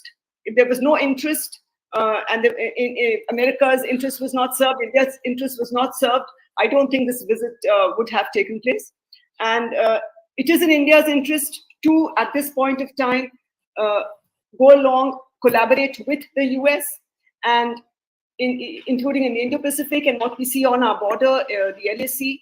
With China, we are seeing that things are not the best. Right. And, so we have to absolutely have friends wherever we can. And right now, our interests are converging. The US's interest and India's interest is converging. And it's, I think, the right moment, in my view, that both the countries have come together and they both have understood this. And it is an opportunity for both to take it to the next step. Let me just bring in Seema and Chirayu at this point. Seema, we have a very interesting comment from National Security Advisor Jake Sullivan, who told the media in the US that there's no question of lecturing India on human rights, but when the United States sees challenges to press religious or other freedoms, we make our views known. Now, we have seen a certain degree of pretty sharp pushback from the Modi government when this has happened. Let's also remember the history here. The Prime Minister was once denied a visa under the George Bush administration. This is the same Prime Minister who is now addressing the US Congress for the second time. This is the same Prime Minister who's only the third world leader to be hosted as a state guest at the White House. Do you see this democracy question being a major talking point within the United States? I should also underline, because I'm not sure how many people of India follow this closely, that Biden himself is entering an election year. His own son, Hunter Biden, has just negotiated a deal where he's, where there have been allegations of tax fraud, gun possession, as well as eviction. So I think a lot of Indians would turn around and say, is the US really in a position to lecture us whether they do or they don't? Look, it's not a question of gotcha, like, your democracy is flawed, so is ours. That's not the issue here. US foreign policy, I would contend, has always been based on interests. It's self-interest. They've been friends with some of the most awful regimes in Africa. Look at our neighborhood. There was a genocide going on before Bangladesh was created. And what was US policy at that time? So democracy issues come up when there's not much else going on in the relationship. So yesterday, when these 70 odd senators and congressmen and women released this letter urging President Biden to raise the democracy issues with Modi, the letter had a long preamble about how important this partnership is, how India is crucial for technology, for all of the issues that this relationship is being based on, this visit is all about. It's about the future. Artificial intelligence, quantum computing, defense cooperation, what have you. So the point I'm making is, I'm not 100% sure that Biden will even raise it in private. If he does, very likely it'll be framed very gently that, look, India's democratic model is a source of attraction for other countries. And the whole thing everyone's trying to do is to present an alternative model to China, right? So, in that kind of indirect way, at the official level, I am surprised, having watched this relationship for 30 odd years, I am surprised how vigorously US spokespeople have defended India and the perceived backsliding on the democracy. Of democracy. Let's just spend 2 minutes talking a little bit about, talking about that, Chirayu. Let's bring you in. I mean, is this really an issue? The point is that, yes, I agree with Seema that it's not a gotcha moment. Indians can look to the US and talk about racism, abortion, what's happening with women's reproductive rights. We can look at it and say, listen, you guys did a poorer job of transitioning out of a defeated election than India has, where election results have always been accepted peaceably. But it's not a competition. The fact is that we do have these lawmakers who are putting pressure on Biden to say, raise this. Do you think this pressure counts for something that is deep, or do you think, as has been suggested, that this is a very marginal issue given everything else that's happening? Chirayu. I think, Burkha, I would more or less agree with what Seema has said. Even if it is raised privately, it would be in a very gentle fashion. And I'll just take you back to a few years. Now we have, thanks WikiLeaks, a lot of detailed report of what used to happen in the past. So remember when Manmohan Singh was the Prime Minister and there were attacks on churches in New Delhi, state officials, when they would come, the transcripts are now in public domain. They used to raise these issues with Manmohan Singh, but they would also raise these issues publicly. And it used to look like there is some sort of haranguing that is happening and India is being like, there is a light knuckles on the rap, etc. But I think that perception is changing for 2 or 3 reasons. First is the set of major things that has already been spoken about, the China factor first. The second is the desire to work in other domains. Like China is a threat in the strategic domain, but in the economics domain, in the technology domain, in other areas, multilateralism that I spoke about, there's a desire to work together. So the White House, whoever is there, understands that this is not another Manmohan Singh, or this is not another Indian leader who will take all this public criticism flying down. So it might disrupt the momentum that is in the ties right now. Second thing, as you said, that this is no more the era of the early 2000s or the late 90s when you didn't knew what was happening. Now something happens in the United States, you get the news here immediately in India. And I mean, the set of things that you raised, the kind of agencies like Department of Homeland Security, the way it is going after Trump, and it is too light on the documents that found in the Biden place, and it is going all after Modi, going all after Trump. These things are seen in its own light in India, and people are pointing fingers and saying that, hey, what about your democracy? So I think here what is happening is the kind of orator that Prime Minister Narendra Modi is, and the kind of the well-oiled machinery it has, it can actually create an unfavorable public opinion here in itself. So I think there's a combination of factors, therefore, that the White House will take this very delicately. And if I can be, what we are seeing is a flurry of commentary that is coming out of United States that, oh, we don't have value alignments, therefore you should not be giving jet engines to India, or similar other things that are coming in the front pages of foreign affairs. But I mean, look at Kissinger. He went to China. What was value alignment there? So, as Seema said, interests are right now driving these things, and even if this is raised, it will be done marginally and very delicately.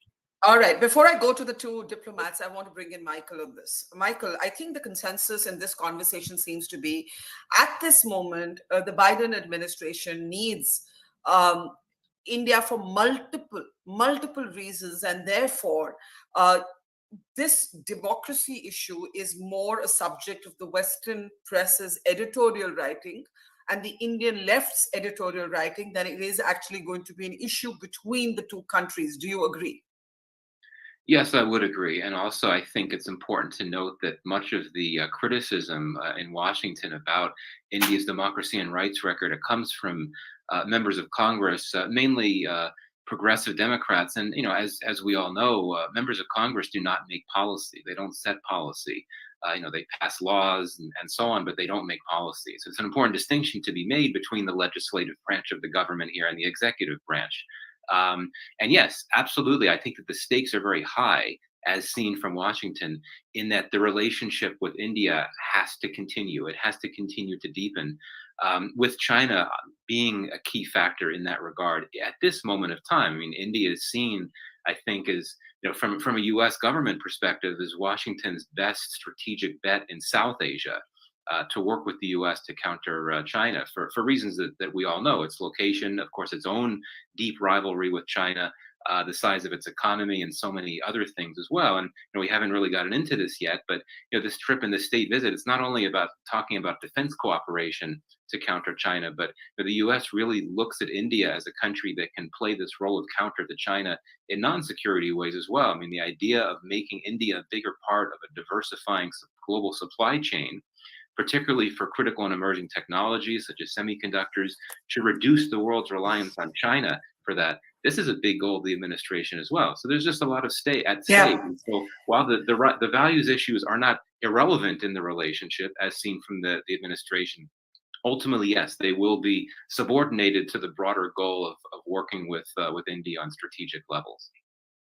Ambassador Veera Shankar, one of the arguments that I made, and this is something that's being talked about a lot by different foreign policy analysts, is whether India will ever be a US ally. Now, our foreign policy, our diplomats are hardwired into historic non-alignment to begin with, and now we're talking about multilateralism. So, this impression, maybe in sections of the Hill, that India could one day be, pivoting almost entirely to the United States of America. I don't think it will ever happen. I don't think our diplomacy is made that way. But I defer, of course, to your expertise and Ambassador Manju Seth's expertise. And my question to you is this: when you were serving as ambassador to the United States, what were some of the most prickly points that you found you had to keep countering and explaining to the Americans, and how much has changed since then?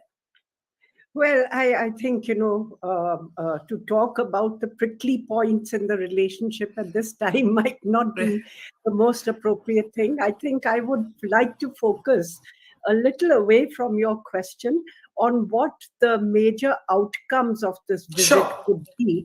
And one, I would say there are two pillars really where you're seeing very substantive movement in a significant way that could be a game changer. And one is in the defense side, where we have been seeking defense technological cooperation with the US.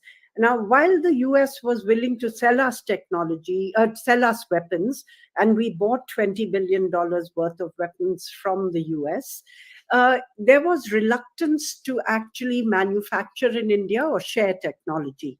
Now, what you've seen is that India, on its part, has greatly liberalized the framework for FDI in defense manufacturing in India. And at the same time, the US has worked to overcome the obstacles to actually concretizing a very major proposal.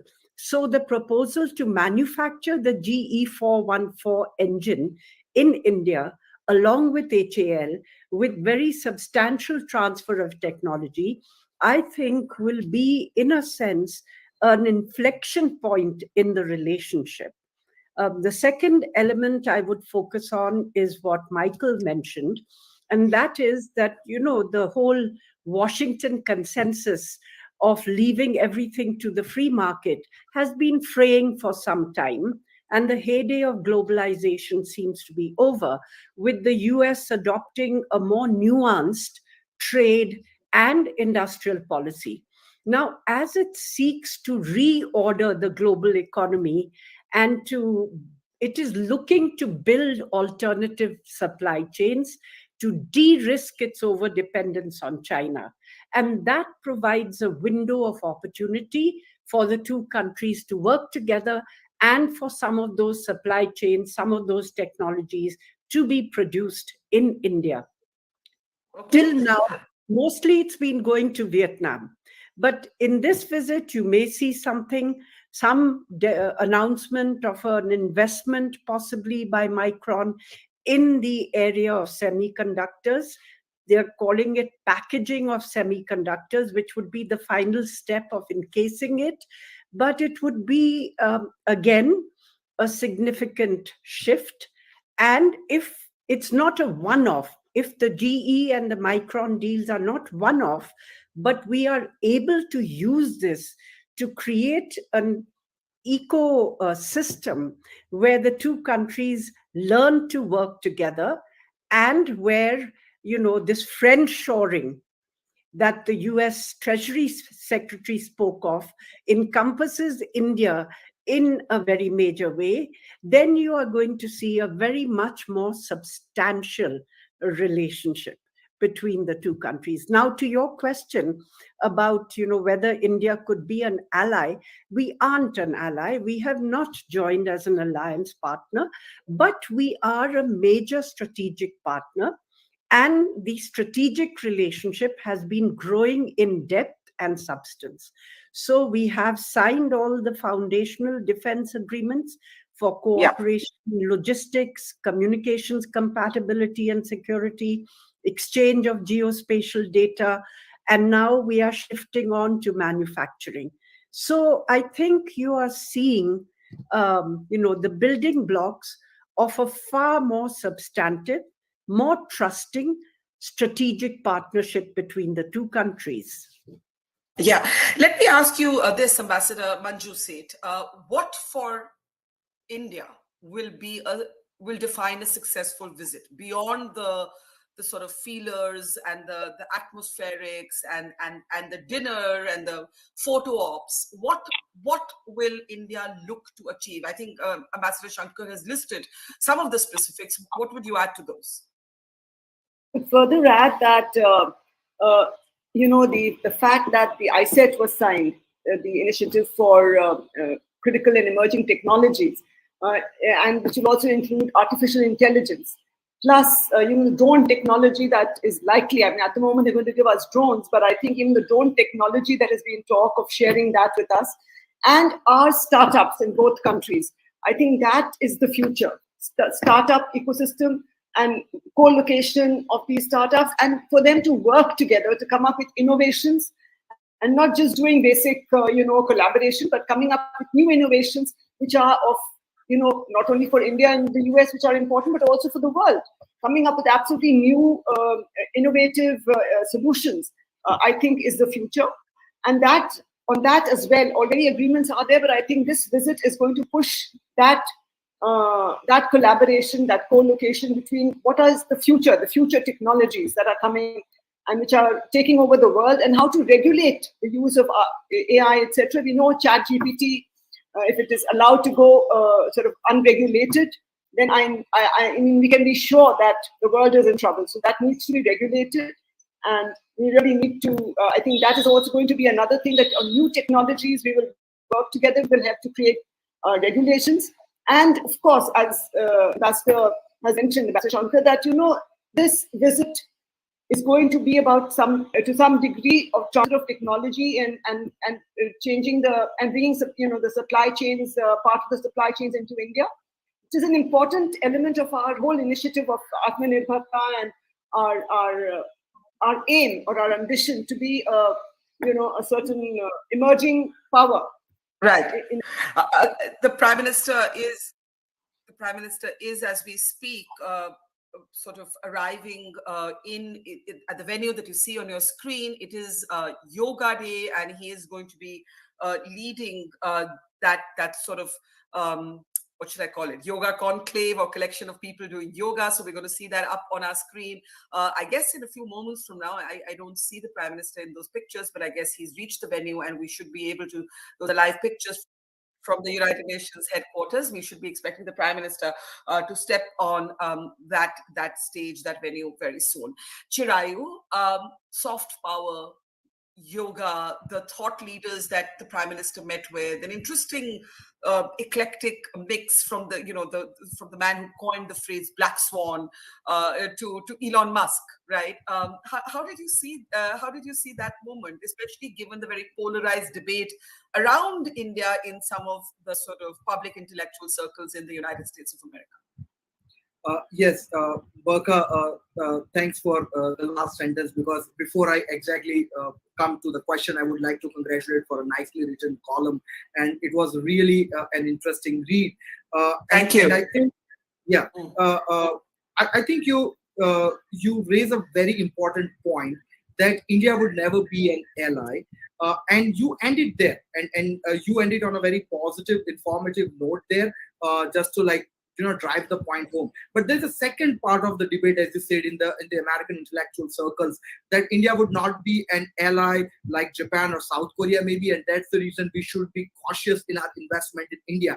And I think that is something hitting of a straw man as I see it, because I have not seen since the early 2000s any American grand strategic document, or for that matter, any president saying that my South Asian policy is a failure because I was not able to bring India closer as an ally.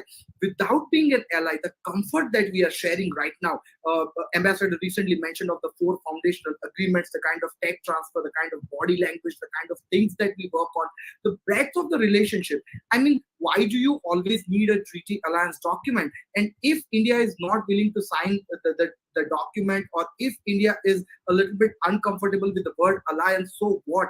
You are still managing the work together. Of course, there is a room for disagreement, and compared to it, and you rightly pointed out my own research, so compared to Japan or South Korea, your room for disagreement be a little bigger. But so what? You are still, there is an unprecedented level of comfort. You are working together. You are taking the challenges head on. So that is, I think, this old early Cold War era mindset that only you are friends or only you can work with someone who has signed a formal treaty alliances is, I think, there is some change required. There's some change required in the Beltway discourse there. So that's the first aspect. The second aspect, you talk about the eclectic mix of people that Prime Minister met yesterday in New York. Now, look, what I see is that what Prime Minister has taken upon himself is a task that, apart from being the Prime Minister, he looks himself as the CEO or the brand ambassador of the India story. And therefore, he wants to sell the India story to a set of academics. He wants to sell it to the set of business people and say that, look, what I have made changes is in the regulatory framework in Gandhinagar, come open your campuses in India, or for that matter, come invest in India. I'm doing reforms, etc. So I think, and those developments also help him politically here at home. So I think it's a Janus phase strategy where you sell India's story abroad, reap the benefits at home, and I think if you ask me, as from this perspective, he's doing a phenomenal job. Yeah, I think you make the important point that to not be an ally doesn't mean that it's not a relationship worth investing in, and that those old models of you are with us or you're against us, those Bushism, the era of the Bushism is over. I want to bring in Michael, and then I give the last word maybe to Seema. Michael, any red flags that you see in the relationship? Can we unmute Michael? Michael, you're muted at your end. Oh, sorry about that. Yes. I don't At this point in time, I don't see any red flags. I mean, there's some trade tensions that got worse during the Trump administration, but clearly there's a desire on both sides to work through those. And there was a recent strategic trade dialogue that was established for that very purpose. The Russia factor is not as much of a tension point as it had been right after the invasion began. The administration, I think, certainly does not agree with India's decision not to take a strong stand against Russia, but it's accepted that, and it's playing a longer game with India and trying to make the argument that over the longer term, Russia will cease to be a helpful security partner to India, and the U.S. is trying to position itself as a country that, with its allies, can fill the gap and try to start supplying India with the types of material and supplies that it's received from Russia in the past. So I don't think that's a red flag anymore. We've already discussed that the values issue is not going to be a problem for the relationship. So I think that, quite frankly, at this point in time, the relationship is probably at its strongest point. And I'm not trying to sugarcoat things, but it's in a very good place. There's a fair amount of trust and goodwill. At this point in time, I don't envision any major red flags. Obviously, one never knows what could come up 5, 10, 20 years down the road. But at this point in time, things are in a very good place. I should also say that issues like Pakistan, which, for example, I was just going to say that we've just done an hour of India-US without once mentioning the word Pakistan, and and that makes for an interesting change, because at least, Michael, before I give the last word to Seema or anyone else who wants to come in on this, there was a time when Indian prime ministers used to take India's anxiety about terrorism, for example, to the United States of America. The first time Barack Obama, in a joint statement, for example, I think it was Manmohan Singh, then spoke about the Lashkar-e-Taiba. That was, Pakistan was still part of the framework of the conversation. It doesn't happen now. There is no reference to Pakistan. We didn't make a reference in this whole conversation. That's a shift. Yeah, absolutely. No, I fully agree with you. And I think that since U.S. forces left Afghanistan, the relationship with Pakistan here, it's still there. I mean, there's still formally an alliance with Pakistan, but there's not really much to that relationship. And quite frankly, it's not a major point of discussion in official circles in Washington either. And that could only benefit the U.S.-India relationship more broadly. All right, Seema, last word to you. As the yoga sort of conclave starts, the real meat of this visit will, of course, be what happens at the White House meetings. What should we be looking out for? So a couple of points I want to make. There's a new overall policy framework designed by the two national security advisors, from which a lot of initiatives are coming. So my only concern is about delivery, because especially in Washington, this visit has been sort of, for a lack of a better word, hyped so much that if it falls short on delivery, then it would be a matter of concern. So I would watch over the next 1 year in terms of this GE engine deal, how much gets done, how much training gets done, and things like that. But on the positive side, the sale of these armed drones, I think, is very significant. I know the officials have not framed it this way, but what it does is that it gives India an American platform that kind of brings India more into the structure of other US allies who are operating in this region, right? So interoperability becomes much better. We are not going to say that in public, of course, because we are always shy of admitting that we are leaning this way or that way.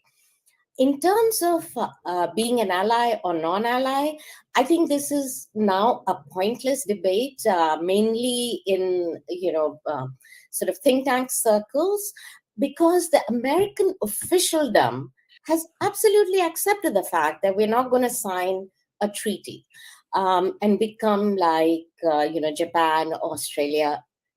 They're not looking for it. We are not ready for it. They're not looking for it. So where's the problem is my question. So people keep talking about what will happen in a contingency. If there's a Taiwan contingency, I'm sure there has been discussion It'll never be in public, as to what India can offer. And when that situation develops, there'll be plenty of time to discuss it. And in all these military talks that we've been having, indirectly, those issues have been discussed. So I'd say it's a very significant visit. Watch out for the results, watch out for the joint statement. It'll be hefty. And then follow what happens later. All right. Thank you. We'll leave it there. To Seema, to Ambassadors Meera Shankar and Manju Seth, to Michael, to Chirayu. Thank you very much. The next 48 hours are going to be interesting. We'll be tracking it very closely here at the Mojo Story. We will say thank you to our guests, but our live coverage of the Prime Minister's visit to the United States of America, where he is, of course, a state guest, and he will be addressing the US Congress, continues. You can catch the Yoga Day, where the Prime Minister is taking part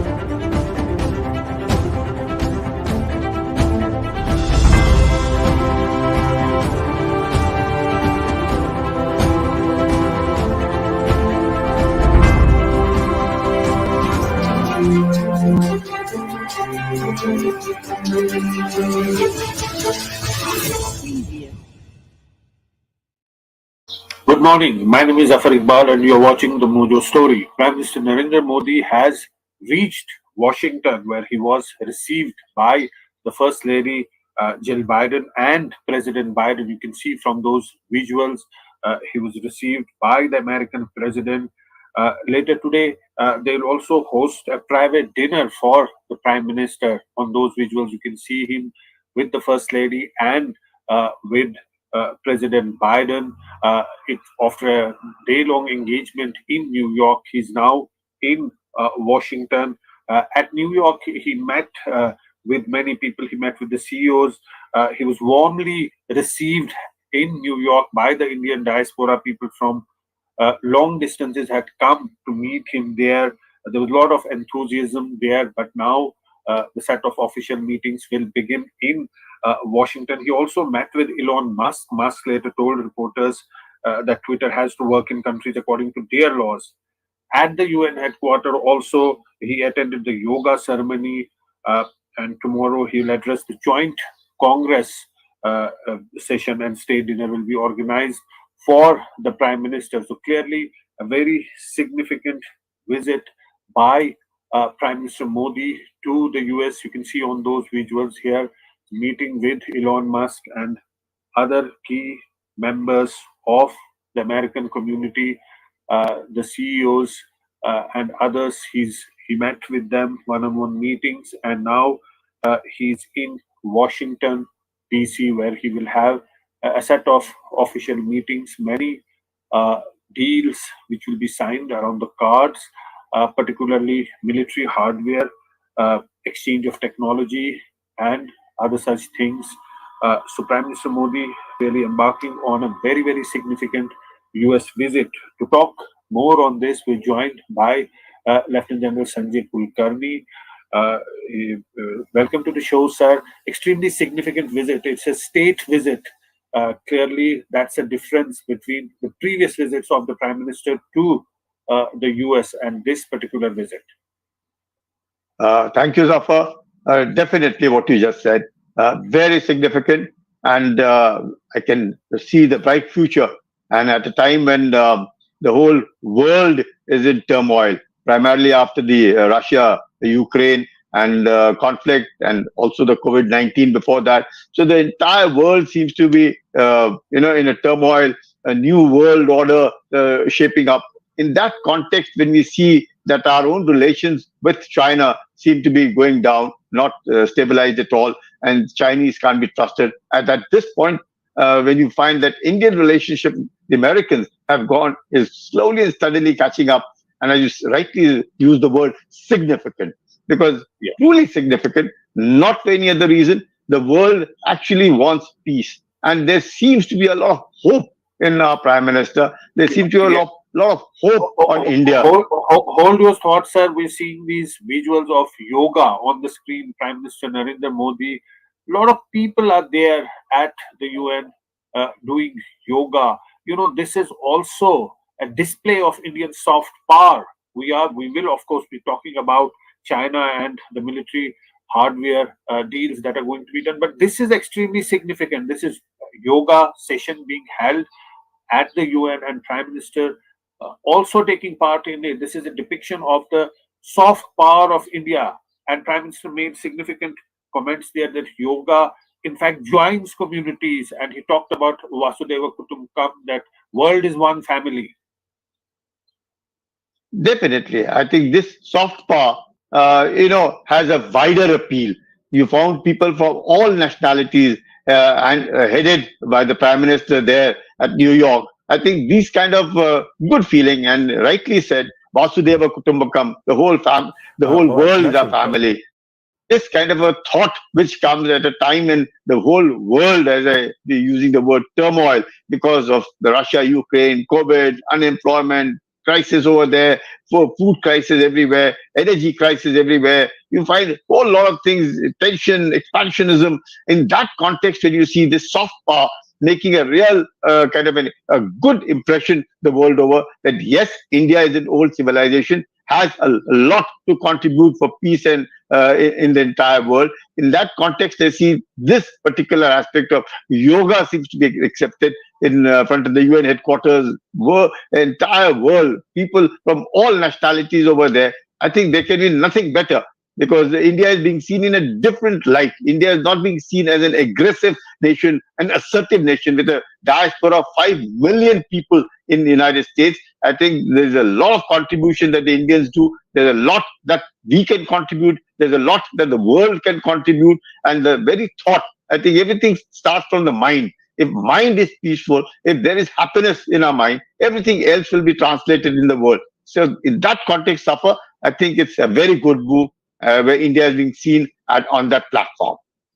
Right. In fact, Prime Minister Modi has also spoken. Let's hear what he said.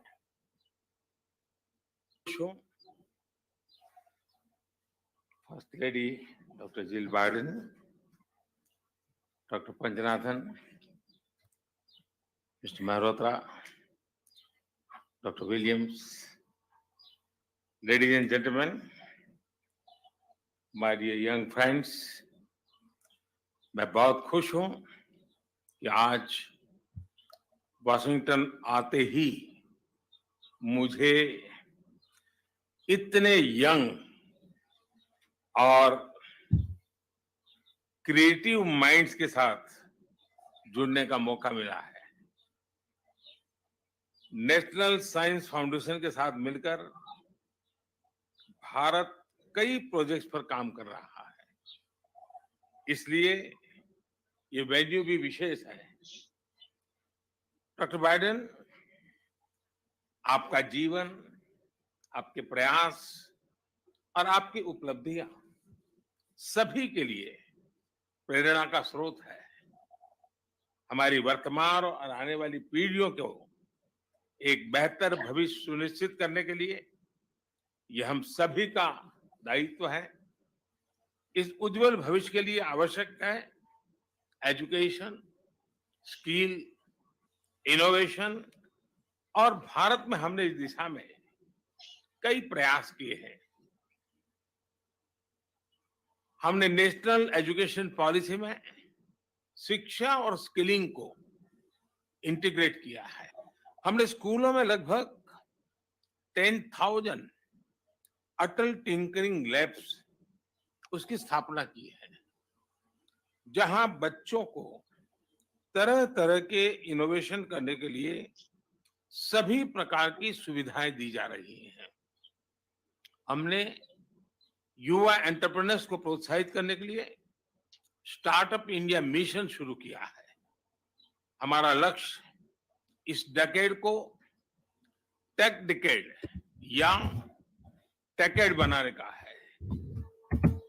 Friends, आज भारत और America को growth का momentum बनाए रखने के लिए एक pipeline of talent उसकी भी जरूरत है।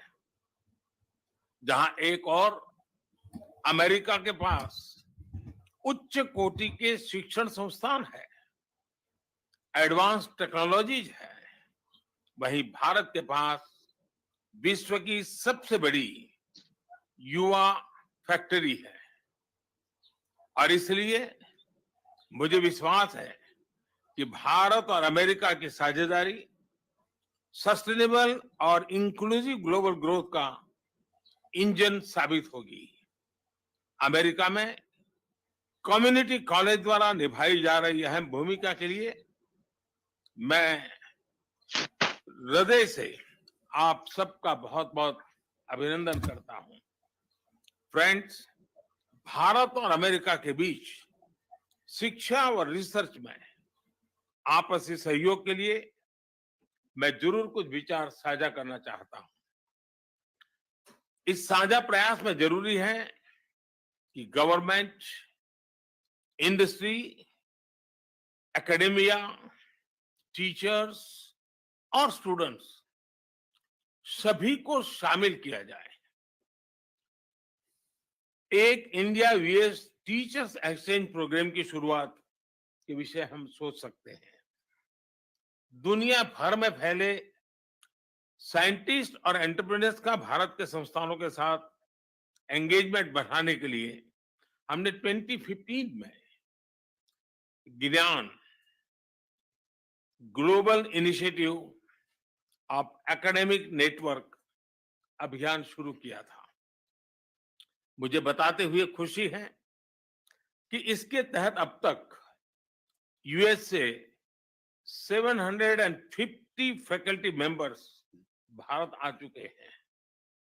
मैं यूएस में शिक्षा और रिसर्च से जुड़े सर्विंग और रिटायर्ड लोगों से अनुरोध करूंगा कि वे अपनी छुट्टियां, खास तौर पर विंटर ब्रेक, भारत में बिताएं। वे भारत को जाने भी और भारत की नई पीढ़ी के साथ अपना ज्ञान भी बांटें। आप भी जानते हैं कि युवाओं की क्रिएटिविटी और इनोवेशन का जो स्पिरिट है वो अद्भुत होता है। मुझे लगता है कि दोनों देशों को मिलकर Right. अलग-अलग Prime Minister, they're clearly spelling out that what is being done in India, pipeline of talent, he says that, and how can India and US collaborate uh, in the fields of science, in the fields of education for the future generations. Extremely important remarks there. Sir, what do you have to say after hearing what Prime Minister is saying? He's clearly talking about the future. How can the two countries come together for a better future? In fact, both the countries are democracies and they're natural allies in a way. Definitely, Zafar. Both are the world's two largest democracies and have shared values, believe in the rule of law, and therefore, especially India has a demographic dividend. And as they mentioned, there are about 5 million Indian diaspora, which is contributing tremendously to the American GDP in science and technology. And it is this technical innovation which you spoke about of 2015, the word GYAN that you used, the Global Initiative for Academia. So that kind of an initiative taken, welcoming people from America, that, and he said that 75 faculty members have visited from America to India. I think this skill factor and mentioning about the new educational policy, the interaction of academia with the universities, teachers, everybody, I think it should pave the way for a better future world.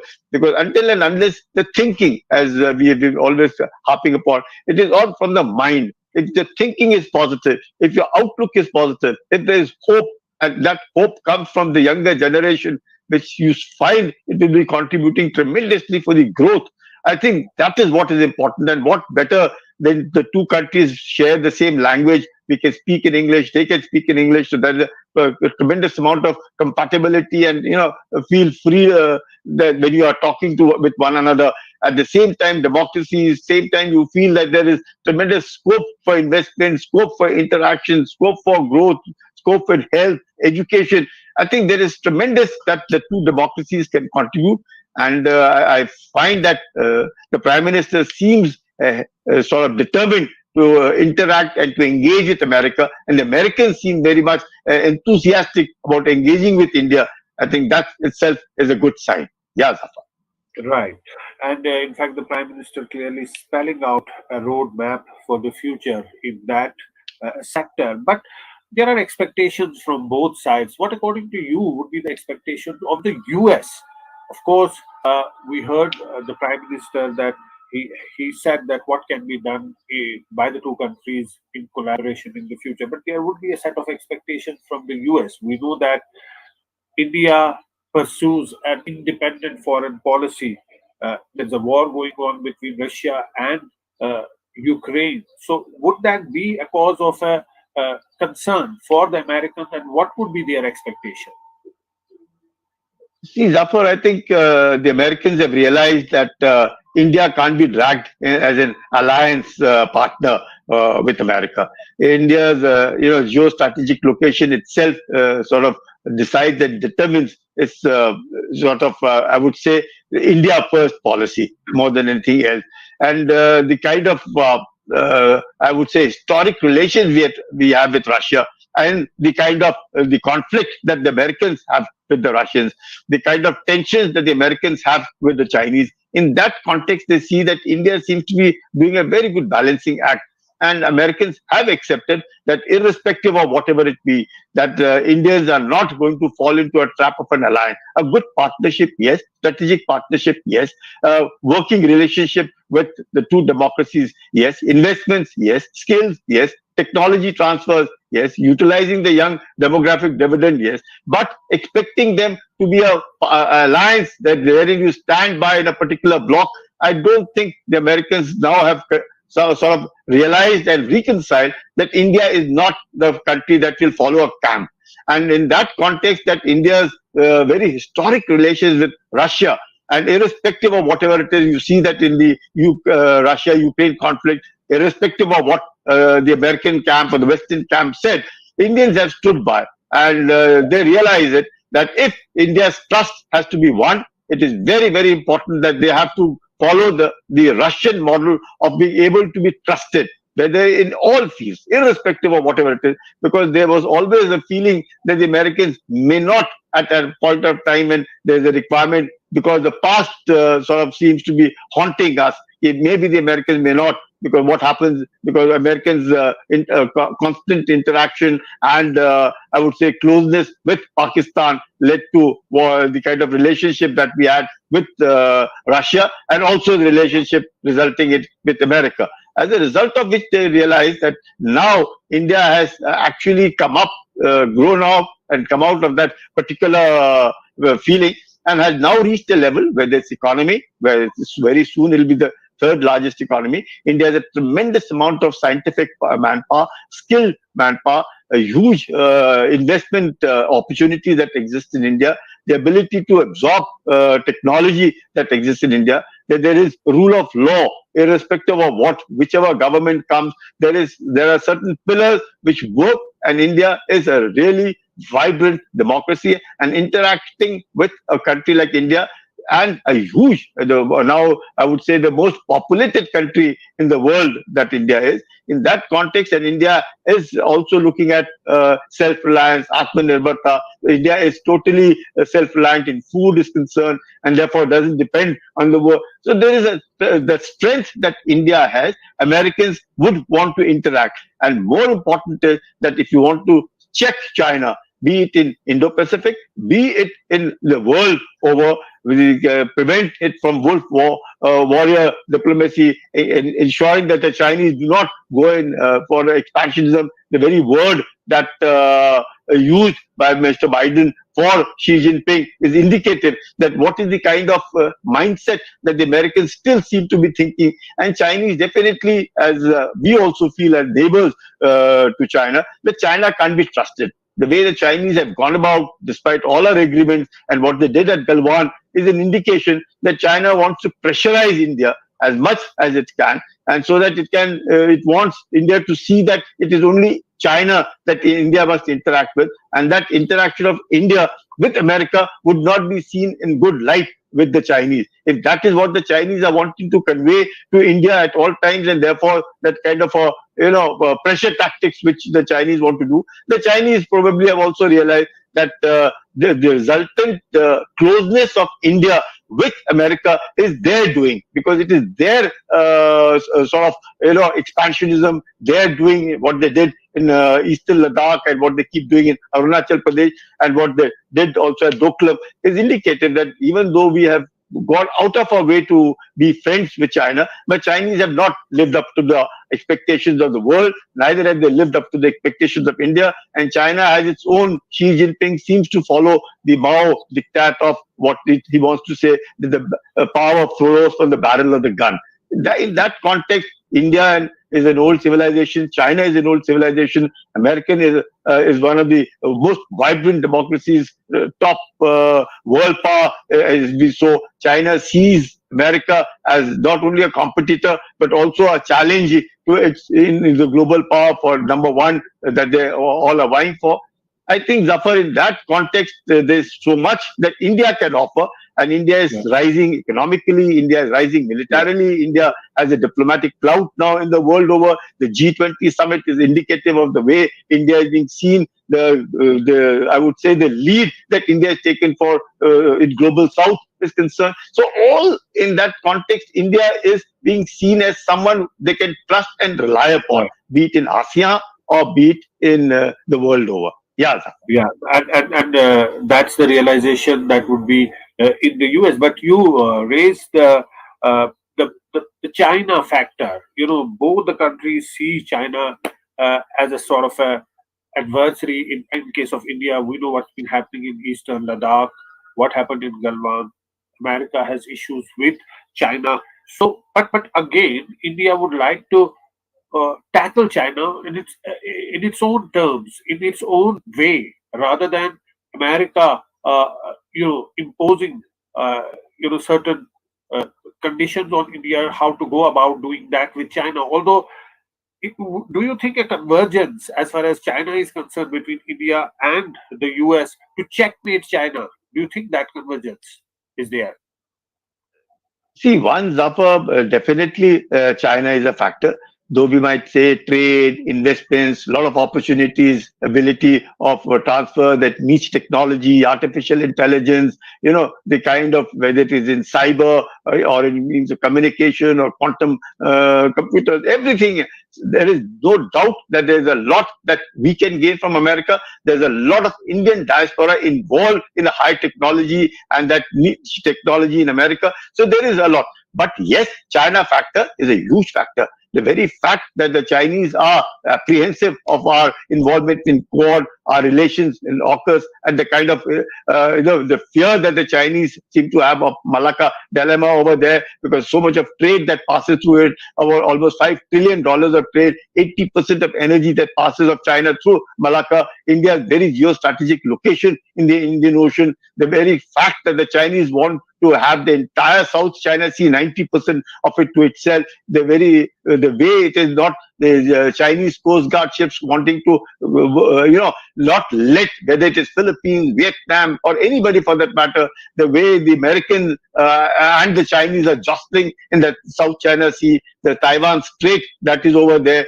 the way the Chinese are behaving so aggressively on Eastern Ladakh, the entire mobilization in Ladakh is concerned, that the Western theater is concerned, is indicated that China is wanting to come up in the world ladder more by aggressiveness, and now that it is also economically strong.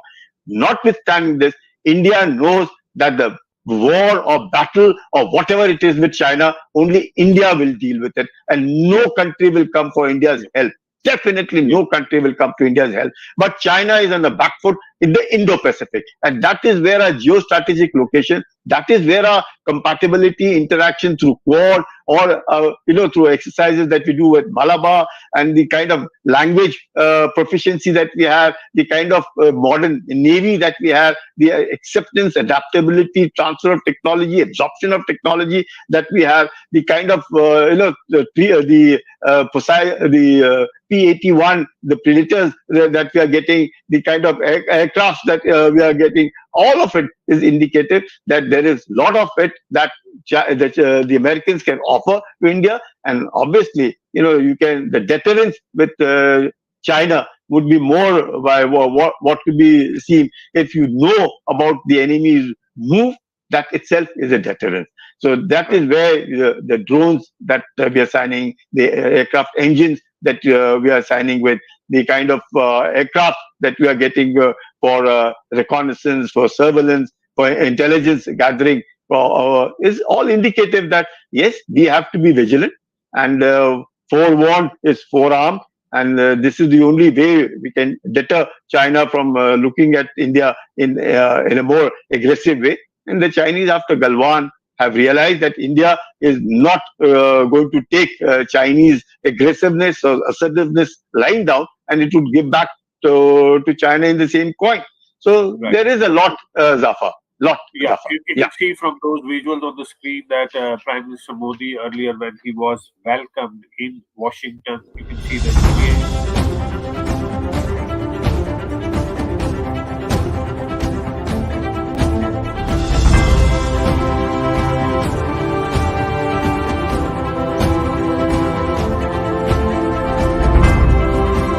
We started Mojo right here in this basement. Just 4 people, 4. And now we're about to hit our first 1 million subscribers. So this is to say thank you to all of you for your support, for your respect, and for your encouragement. We've always gone to where the story is. During the pandemic, when television's big anchors were hunkered down in their studios or at their homes, we hit the road. We traveled from Delhi to Kerala, covering 30,000 kilometers in our small car, reporting from inside ICUs and inside slum tenements. Whether it's flash floods or war zones, we've always put our boots on the ground. In fact, we're just back from Punjab, tailing the Khalistani fugitive Amritpal Singh. And through all of this, we have always put you, the people, first. In an age of partisan polarized media where most journalists are either chamcha ya morcha, we believe the story is sacred and the truth of the story is what matters. And now as we get ready for the next step, we need your help. Become a Mojo member and get first access to all our big interviews. Get a chance to ask our newsmakers questions. Get a chance to write and report for us for both our website and our channels. And also, interact with me and my colleagues directly through AMA sessions. Literally, ask me anything. Click on the join now right next to the subscribe button, and yes, also subscribe if you haven't yet, and become a Mojo member for just 159 rupees a month. Hope to see lots of you in our community. It's great to see you here. Thank you for watching our work.